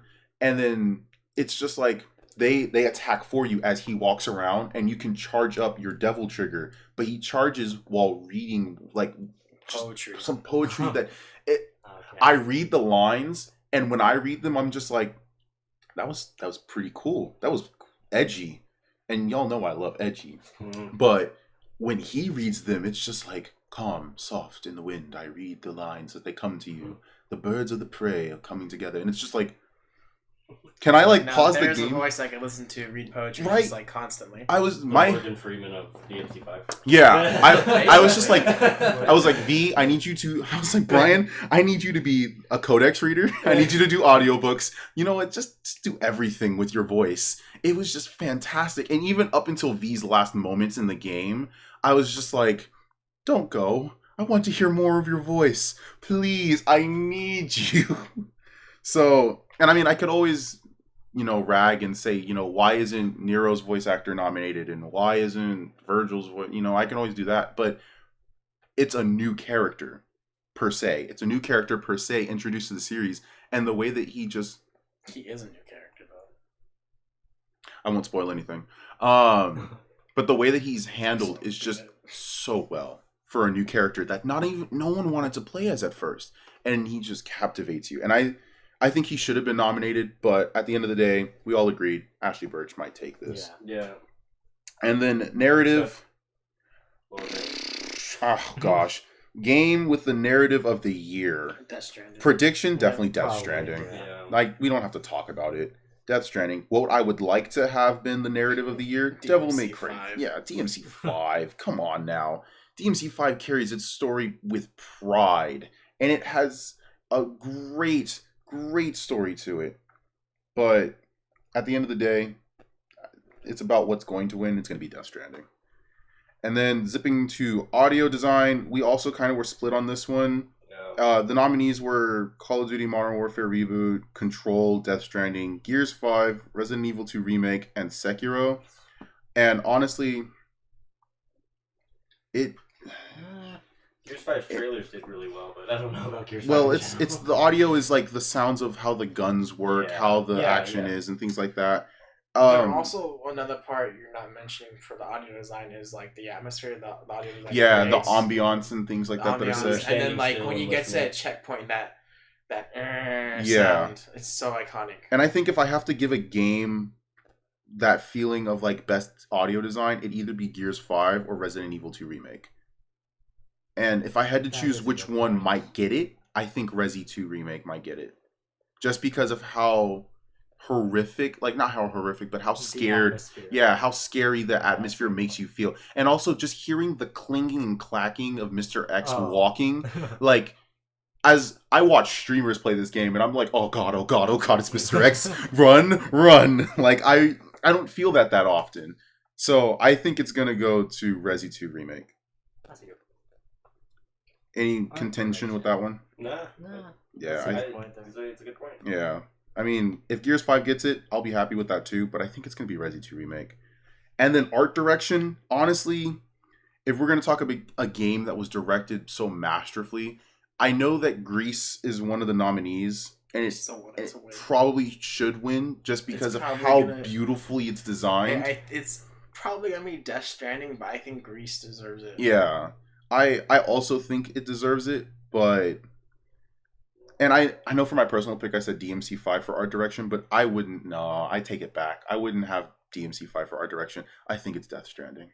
I think Death Stranding, if you take out the narrative and just look at how it looks, how everything is designed, if you look at because for me, character design. So if you look at the backstory of these things that are presented to you, it's designed with such care. Like, if Kojima can do anything right, it's design.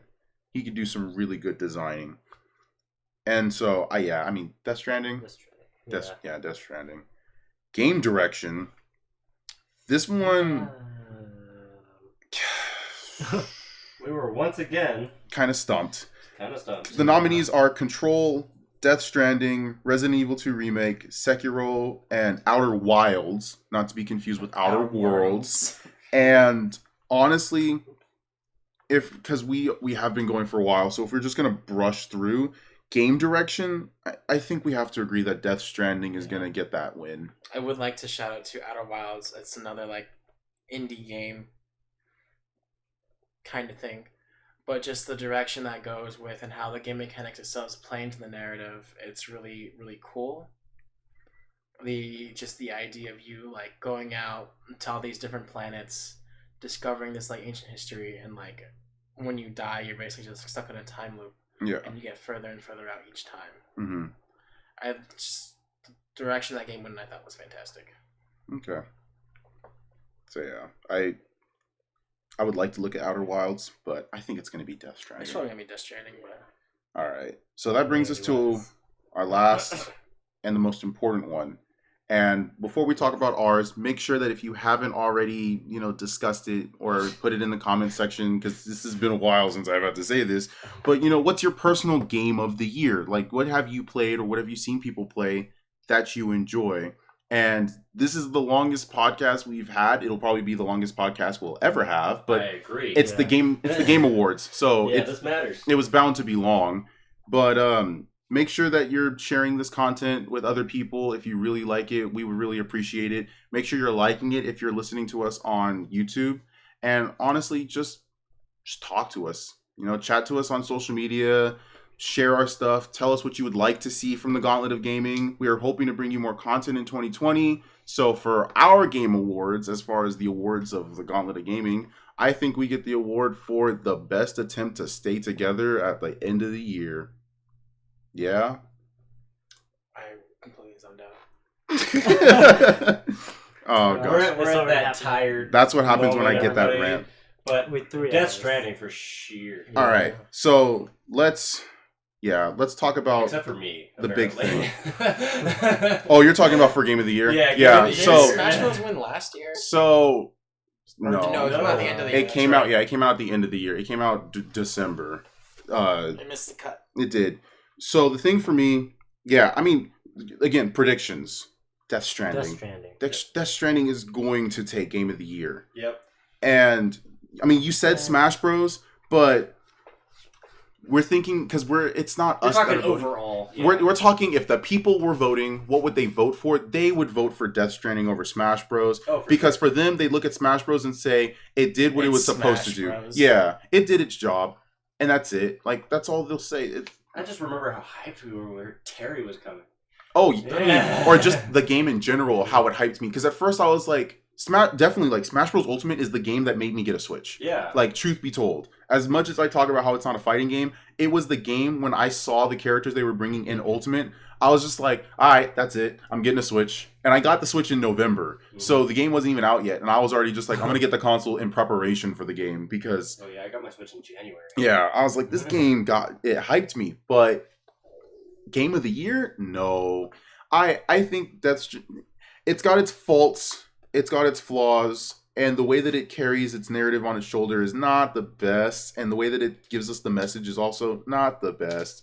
But Death Stranding just looks good, it sounds good, and I don't care if it's a Kojima game. I'm looking at the games themselves and not who made them. It looks like one of the greatest things to come out of 2019. Like, you just look at it. Yeah, it did look good. It looks amazing. But I also thought that DMC5 looked amazing. Well, after talking a little bit more about Death Stranding, knowing that you have to be you have to be skilled enough not to kill someone is actually kind of interesting to me. Yeah. I'd actually, giving that idea, I'd be like, that's a challenge I've never had in a video game. Yeah. I wouldn't mind unless you forced yourself. Yeah, unless I forced myself not to kill people. Yeah. Which... Because, I mean, Dishonored does that. You can play the entire game without killing Deus people. Ex. Yeah. But it's like, those games didn't... I mean, Dishonored punished you, kind of, for killing people. But it was just like, at the end of the day, you're like, I beat the game, it's whatever. But Death Stranding, it's like, you killed someone. Oh, you shouldn't have done that. And it's like, what's going to happen? They're going to blow... Oh, they did blow up. Actually, can I ask you something about the narrative real quick? Yeah. So, for the narrative in Death Stranding, does it seem like there's going to be a second game? Or is No. it like just... It's a one-off. Oh. Yeah. The way that the game is portrayed, and there's some different ways to end the game, but the way that it is portrayed, it's just a one-off story. It leaves a little bit of ambiguity of what the future may hold, but not enough that they're going to make an entire game about it. Okay. Yeah. But, I mean, I think it's going to take it. Probably. I don't think Smash Bros. Has a chance. I mean... But I'm very upset. Very. Like, this is the second most disappointed, like, the second saltiest thing that I'm salty about. Where's DMC5? Why? Yeah. Why isn't DMC5 up there? And the thing about it is, I'm looking at the contenders, and I've heard so many people say great things about Control, but when you and I were looking at Control, yeah, we spent like an hour checking it out, and it just did not satisfy. We started playing something else. Yeah. What kind of game even is Control? I still haven't heard anything about it. It's like an investigative detective action adventure. There's like, everything's happening, and you're like, wait, how did that escalate? Yeah. Wait, how did that escalate? Wait, what do you mean I'm not in this place? Yeah, though we were watching as it was unfolding, and I was just like, this I'm sure it's got a good aspect to it. The gun was kind of cool, but like, I wasn't drawn into it. I wasn't either. Yeah, like at least Death Stranding at the beginning drew me in. Yeah, and I didn't ever feel like I was pressured into be doing anything. In Control, like there were abilities like telekinesis and stuff that you use to fight enemies, and it was just like, oh, okay, yeah, cool. So it's like a murder mystery type of thing. I don't know. I'd have to look more into it, but we didn't go into the narrative. We went into the gameplay. But let me put it like this: if Control didn't show up and DMC5 was in its place, I don't think anyone would be mad. I honestly don't think anyone would be mad. Because the Outer Worlds, you cannot mistake how great of a game the Outer Worlds is. Is it Game of the Year? No. But I'm happy to see it as a nominee at least. It's one of my games of the year. Yeah, it's definitely something. Playing it, because it's like I said, the moment I realized I could just take out almost every character in the entire game, I pronounced and proclaimed to the world, this is a contender for Game of the Year. When I played Devil May Cry 5, when I finished Devil May Cry 5, I think I even threw it in chat. Like, in all exclamation points. I was like, this is my game of the year. Nothing can change this. The only game that I said could ever change my view on what would be a game of the year is if Final Fantasy VII Remake came out in, like, November. Yeah. Which I'm glad it didn't. But if it did... It's going to beat all the other games. And that's the thing. FF7 is going to be the DMC5 for me for 2020. Yeah. It's going to be 2020 Game of the Year. Yeah. And the problem is it comes in March. So I'm going to be like, it's March, baby. You know what that means? It's Game of the Year. And they're like, but what about this game that came out in August? Game of the Year. Nobody cares. And that's me. That was me for DMC5. Yeah. All throughout the year since DMC5 came out, anytime a game came out, I looked at it with a scope of, is it better than DMC5? Nope. See ya. Like, it didn't matter to me at that point. And Death Stranding, I was like, it mattered to me just because of the creative aspect of it. But as a cohesive piece, the game of the year has to be unifiably great. The greatest of all time this year. And I don't think Death Stranding does that. And also, I don't think it's been out long enough for it to have that effect. I think DMC5, what it is as a game, the fact that it had the potential to not even exist at all, and it did, and it was great, and it sets up for the future. It gave us hope as Devil May Cry fans. It gave us hope as Capcom fans. Like, 2019 has been like Capcom it's been Renaissance. Capcom's year. And, dude, if the Game Awards comes out with a Capcom announcement for fighting games, I don't care what it is. Man. If it's Marvel vs. Capcom, yes. If it's Street Fighter 6, sure. Are If there it's 10 games lined up to be announced during the Game of the Year? I have I looked it up. They're doing like 10 games. They say 10. They can do more. They can do ghost drops. Yeah, they could may just be like, Happy Game Awards, here's some stuff that you can have. No. But for me, it's just like, that was my scope. All we need to hear PGA is Capcom presents Marvel Comics. Yeah! But Disney Plus presents. Oh god, shut up! Shut up! For watching the Game Awards, you get an extra month of Disney Plus. Yeah. But anyways, back to the Game of the Year. Like, that's my thing. I looked at DMC5 came out early enough for me to look at every game at the lens of, are you equal to or better than it? And Death Stranding looked better, and its characters felt more real, but it wasn't better, in my opinion. Because DMC5 had a message too. You'd have to beat it to understand it, but it had a message there that changed me. It made me view my family differently. It made me actually want to better my relationship with family members from playing that game, because of the fact that it has this big emphasis on family and taking care of the ones you love and the sacrifices you make for the ones that you love.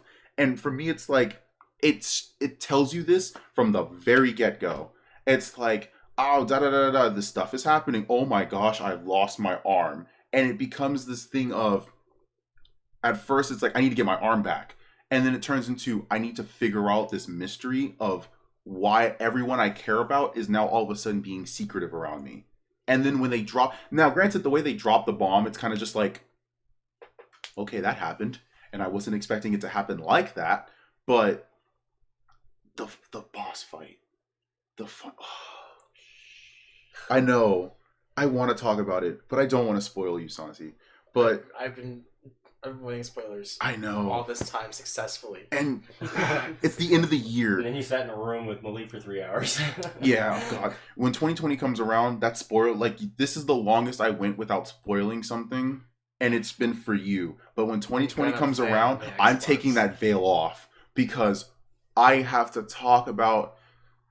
Sometimes the final boss fight can make and break a great game, and the final boss fight, it's predictable, but everything that led up to it, everything that happened during it, and everything that proceeded after was just a roller coaster ride of, yo, my heart is racing, and I can't put this controller down. And my house could be on fire right now, but I'm not leaving this spot because I'm invested. And that's why I think DMC5 is game of the year. to play on the Xbox. I've been waiting on my PS4 fix, but I keep saying just play it, man. Let it be the only game you play for the rest of 2019. 10 hours. That's literally how long it is. But it's the best 10 hours you'll invest in a game. That's true. Because you play Death Stranding for 10 hours, it ain't going to be your game of the year. You play DMC5 for 10 hours, probably the best game of your life. Life. But unless y'all want to fight me on that one, I think DMC5 should have been nominated. It should have been. And it should have won. But I'll give it to Death Stranding for now. I'm not fighting you. I I don't think the stupid thing I chose for personal pick does not even mask up to anything like that. I mean, I put Outer Worlds as my personal pick solely because really DMC5 is not on the list, or I have DMC5 as my personal pick.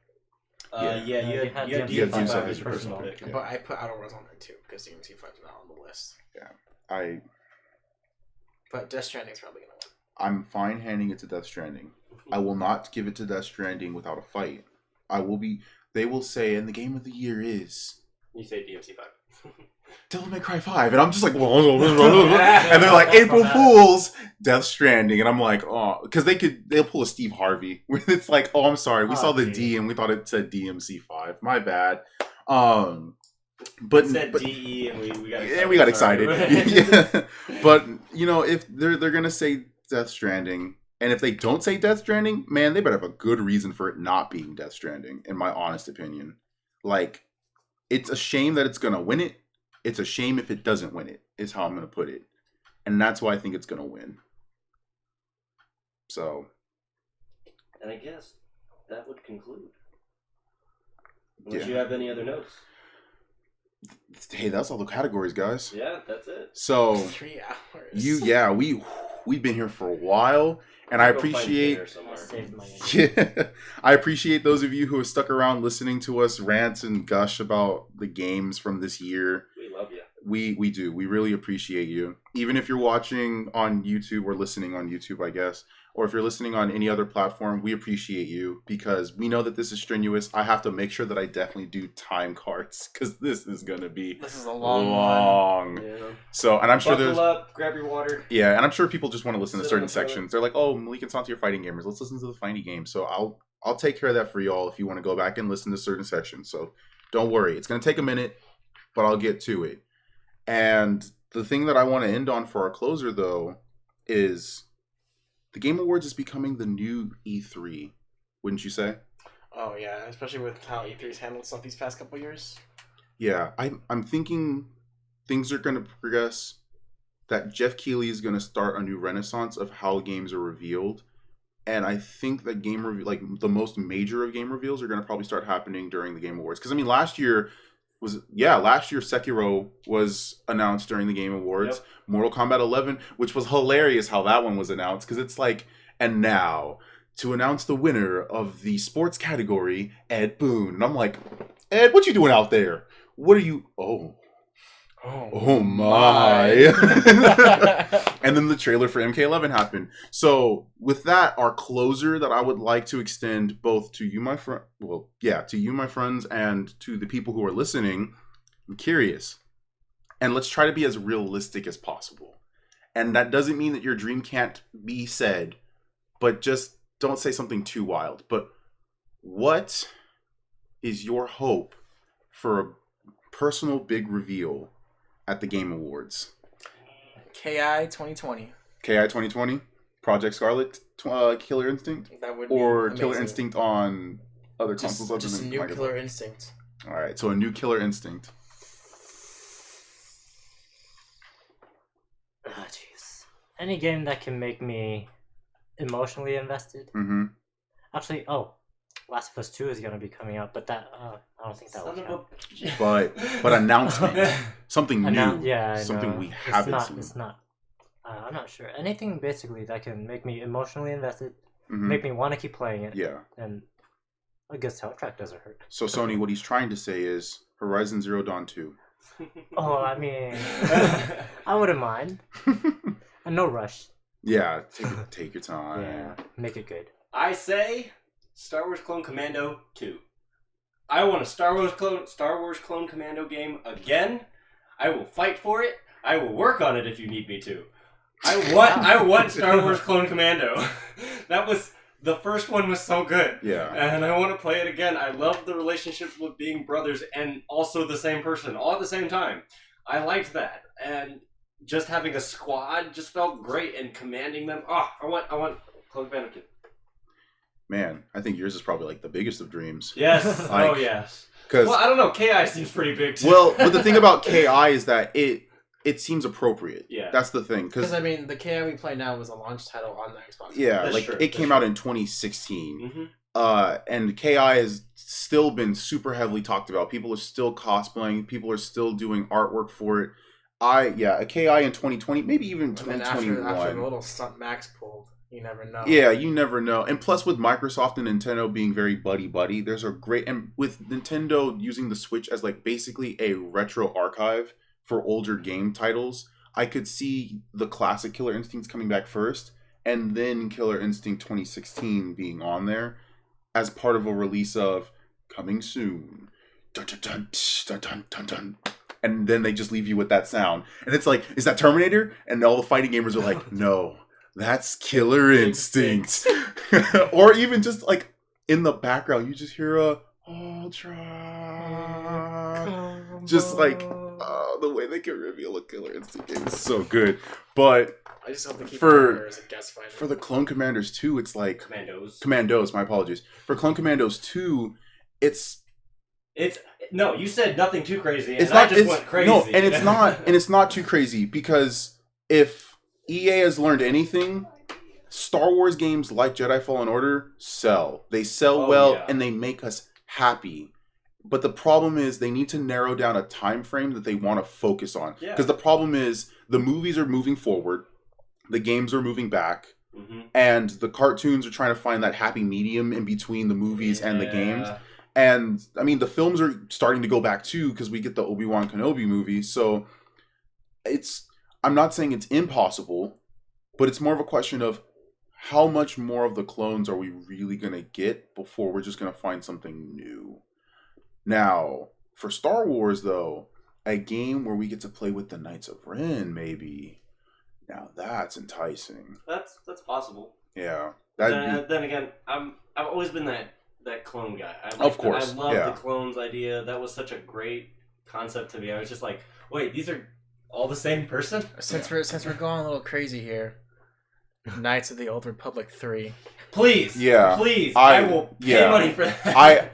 And with the idea of Outer Worlds being as good as Companions as it is, imagine throwing that into Knights of the Old Republic 3. Just Obsidian, Knights of the Old But Republic 3. guys, you have to remember, the Game Awards is literally next Thursday. So do you think they've been working on these things? Oh, no, not at all. Because remember, these are reveals. But if we're going crazy, we're talking Knights of the Old Republic 3. And that's why I'm like, Star Wars games, I'm probably going to say aren't going to make a reveal. Especially since Coder's a BioWare thing, so there's no way that's that works. They're working on Dragon Age 4. And the next Mass Effect. So that's... Are they working on it? Yes. Oh my god. They started work on it. Gosh. Yeah, it's been taken off ice. See what they... Okay. So, I'm gonna keep hey, playing. we'll leave that shut. Yeah. Yeah, we'll leave that shut. That was an N7-day thing. We're just going to leave that in the past. I guess for me, to round out, we all know it. We know what I want to see, and it's the right time to do it. Marvel vs. Capcom. I just want to hear the words Capcom presents Marvel Comics. You know what? No, don't even say Marvel Comics. Capcom presents. No, you know why? No, because Marvel NBC is more... the only thing they do where it says Capcom presents. Yeah, but the thing about the Marvel Comics part of it is that Marvel Comics as the comic property doesn't really need to be the thing anymore. It can just be Disney's Marvel. That's true. I don't want to hear that though. No. They're not going to say Disney's Marvel, but it'll be called Marvel versus Capcom, but it's Disney's Marvel versus Capcom, as in Disney owns Marvel, because what this does is guest characters. This is true. You can have Star Wars characters in there. You can have a plethora of things. Could have Star Wars Mickey Mouse in there for all you care. No, they wouldn't. I was just joking. Well- shut your mouth, John. My bad. Steamboat Willie. Sorry. All right. Now you're being. Now we're cultured. Now we're talking. Now we're cultured. But yeah, and the thing is, it's like reveal. I wouldn't even go far enough to say reveal, but tease me. Just tease me with the words Capcom presents, and then open up to something else, and proceed to watch me freak out, scream, and quit my job. I'm like, Capcom, why are you edging me? Yeah, I'm just like, because the thing is, Capcom has been on a rise, and it's hard to. And Max has talked about this, and it's going to be something that I'll say briefly. Capcom's fighting games not being the best has been a good and a bad thing. It's brought in a renaissance of fighting games that people would have never tried before. I never would have seen myself playing another SNK game after being a kid. So, playing things like Samurai Showdown, playing Guilty Gear Xrd Rev 2, looking interested into Guilty Gear Strive, which is going to come out later next year. Not having a good Capcom fighting game has introduced me to so many great games. All the other good fighting games, but it's also getting Capcom lighting a fire into them, making a good fighting game. And the thing about it though is it's, I love fighting games. It's my favorite genre of all time. But my favorite fighting franchise always will be Marvel vs. Capcom. And I think the way, the direction, the path that Capcom has been taking, the fact that Devil May Cry has been great, Monster Hunter has been fantastic. The RE2 remake was amazing. And Resident Evil 7 was good. The unfortunate, not tease, it was a leak. The unfortunate leak of RE3 remake. And how it could potentially be a ghost drop, honestly. They may just say, welcome to the Game Awards. RE3 Remake is available tonight. They do that a lot. We'll announce a game and also make it a drop at the same night. Yeah, which I don't like ghost drops. They've done that with a lot of DLC. They did it with the Breath of Wild DLC. Yeah. And I'm going to be honest, if it's something I have to pay for, I hate ghost drops. I think they're the worst. Because the fact that it's like, I didn't get to prepare financially for something like this to be a burden on me. But... So, Capcom has been going up. I think Ghost Drop Capcom, Marvel vs. Capcom. They're not. Wait, but if they do, they won't. That's never. Let me rephrase that. No. Let me rephrase this so that way you can understand why your thought shouldn't be said yet, and it's because they should not. Okay. You want to piss off your fan base? Ghost Drop the game they've been waiting for without telling them what it's going to look like. Yeah. Because they're going to feel like there was no trust. They're going to feel like you put it out there as a ghost drop so that way you can slide it past them without the criticism. Because if they say Capcom presents and leave it at that, it could be anything. It doesn't even have to be, Marvel vs. Capcom. It can be Capcom versus SNK. A new Capcom versus SNK. Or, and here's something that's been in the woodworks of conversations amongst plenty of fighting gamers, Capcom All-Stars. Capcom presents Capcom All-Stars. I would scream just as loudly for that versus Marvel versus Capcom. Because what it means to me at that point is I love Marvel and I love Capcom. You played the Capcom players more than you played Marvel. I do play the Capcom characters more. Yeah. And that's the thing that people will notice is that I enjoy the Capcom characters a lot more than the Marvel characters. Because there's so many Marvel characters. There's only really the one or two that I would like. Yeah. But with Capcom, though they have a lot of characters, I love so many of them. Yeah. Because unlike comic book characters, they're not spitting them out like, rabbit bunnies. These things, they're precious characters to me. I can get more of them if it's a Capcom All-Stars game. That's why I say tease us with Capcom Presents, because we don't know what it is. Yeah. But we know it's a fighting game. And in my opinion, it would elevate the Game Awards to a higher level and a higher standard, because now the biggest drop you could have in 2020 in gaming history of this current decade would be happening at something that many people are just like, I don't care about awards. But now it's becoming the next E3. So I leave this with you, the people listening. If you're a gamer and you're waiting for something and you think it might be getting announced soon, what announcement are you looking forward to when it comes to the Game Awards 2020? And, in case you haven't guessed it, most likely we'll be streaming the Game Awards 2020 as well. So, if you want to watch it live, see how we react to a lot of things, and just chill with us as we watch the chaos unfold, and potentially some people freak out and lose their ever collective mind, then feel free to join us on Thursday. I believe the stream starts at 5. I know that I'll be working to get everything set up and kind of pre-showed by 4:30. So we the guys are going to talk about it. We'll let you know on social media. So this is why you have to follow us on Instagram so you know what's going on. But yeah, I mean, that's pretty much all I've got. You know, the Game Awards are Thursday. The awards themselves don't really mean as much, but what can come from the reveals can change gaming for the long run going into 2020. So yeah, you guys got anything? I'm good. I'm checked out. I think I tapped all of us out. All right, well, with that being said, don't forget to like us, like this video, like this podcast if you're listening on YouTube. For those of you who are on Twitch, thank you for sticking around with us, whether you're playing us in the background or actually watching the animated background just go on its own. We really appreciate it. It takes a lot to stick around with a newer group of people who are trying something new. For 3 hours. Yeah. So 3 hours. I greatly appreciate it. We greatly appreciate you. If you're listening to this on any other platform except for Twitch, we still appreciate you too. If you're listening on YouTube, hey, share us. Share us to the world. Let us be known. We want to grow. We want to do more. We want to be here for you, but we also want to have fun and play games casually and just, bring in some of that conversation. And if you listen to all of this in one sitting, you absolute mad lad. You deserve a medal. Yeah. I wish we could make one for you. Yeah. I can design it. I won't print it. PSN. Stop. We're not trying to shill ourselves out there. Not yet. Not yet. Not yet. Soon we'll have to change our gamer tags. Oh, Lord. And yeah, this is the funny thing. Nobody knows what my gamer tag is. Everybody knows what your Everyone gamer knows what your gamer tag is. Since the live video. Yeah, since the Pokemon They discussion. don't know it was me. They do now. We said it out loud. You had 4 people watching that stream. Nobody remembers. People look back at things. People do indeed look back at things.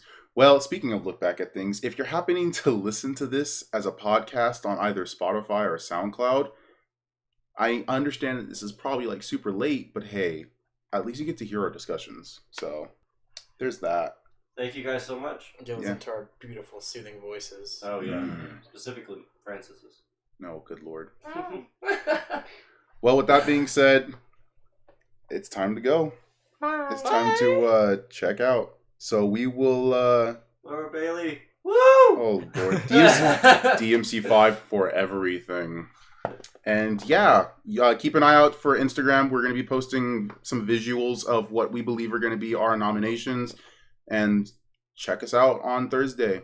Let's watch the Game Awards. Even if you don't like video games or if you don't care about the Game Awards, hang out with us. See how we react to things. I think our reaction is what's going to be the golden experience. And also for those of us that are going to be maybe partaking of a few drinks. Shut up. We're a family-friendly Christian stream. Finals are over. Doesn't matter. We're trying to be professionals. All right. Well, with that being said, we're going to sign off, and we hope that you all have a fantastic rest of your day. Bye. Thank you, Roger.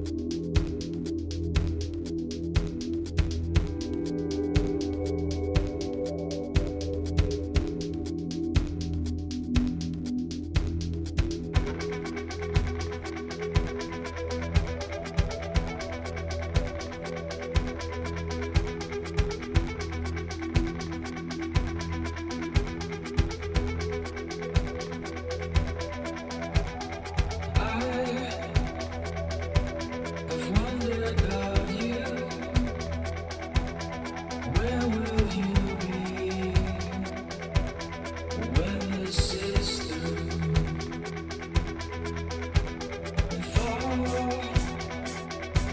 If all goes as planned, will you redeem my life again? My life again.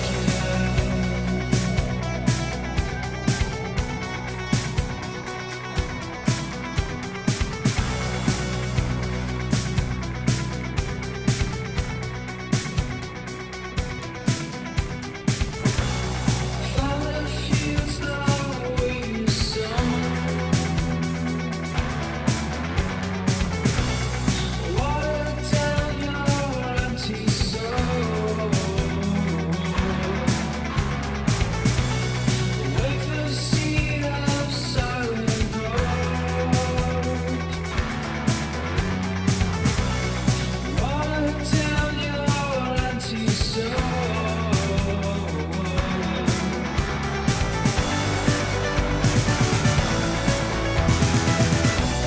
Flows and flows, you're not alone. Holy waters on the floor. Ask you to please stay on hold. Bleeding loss of blood runs cold.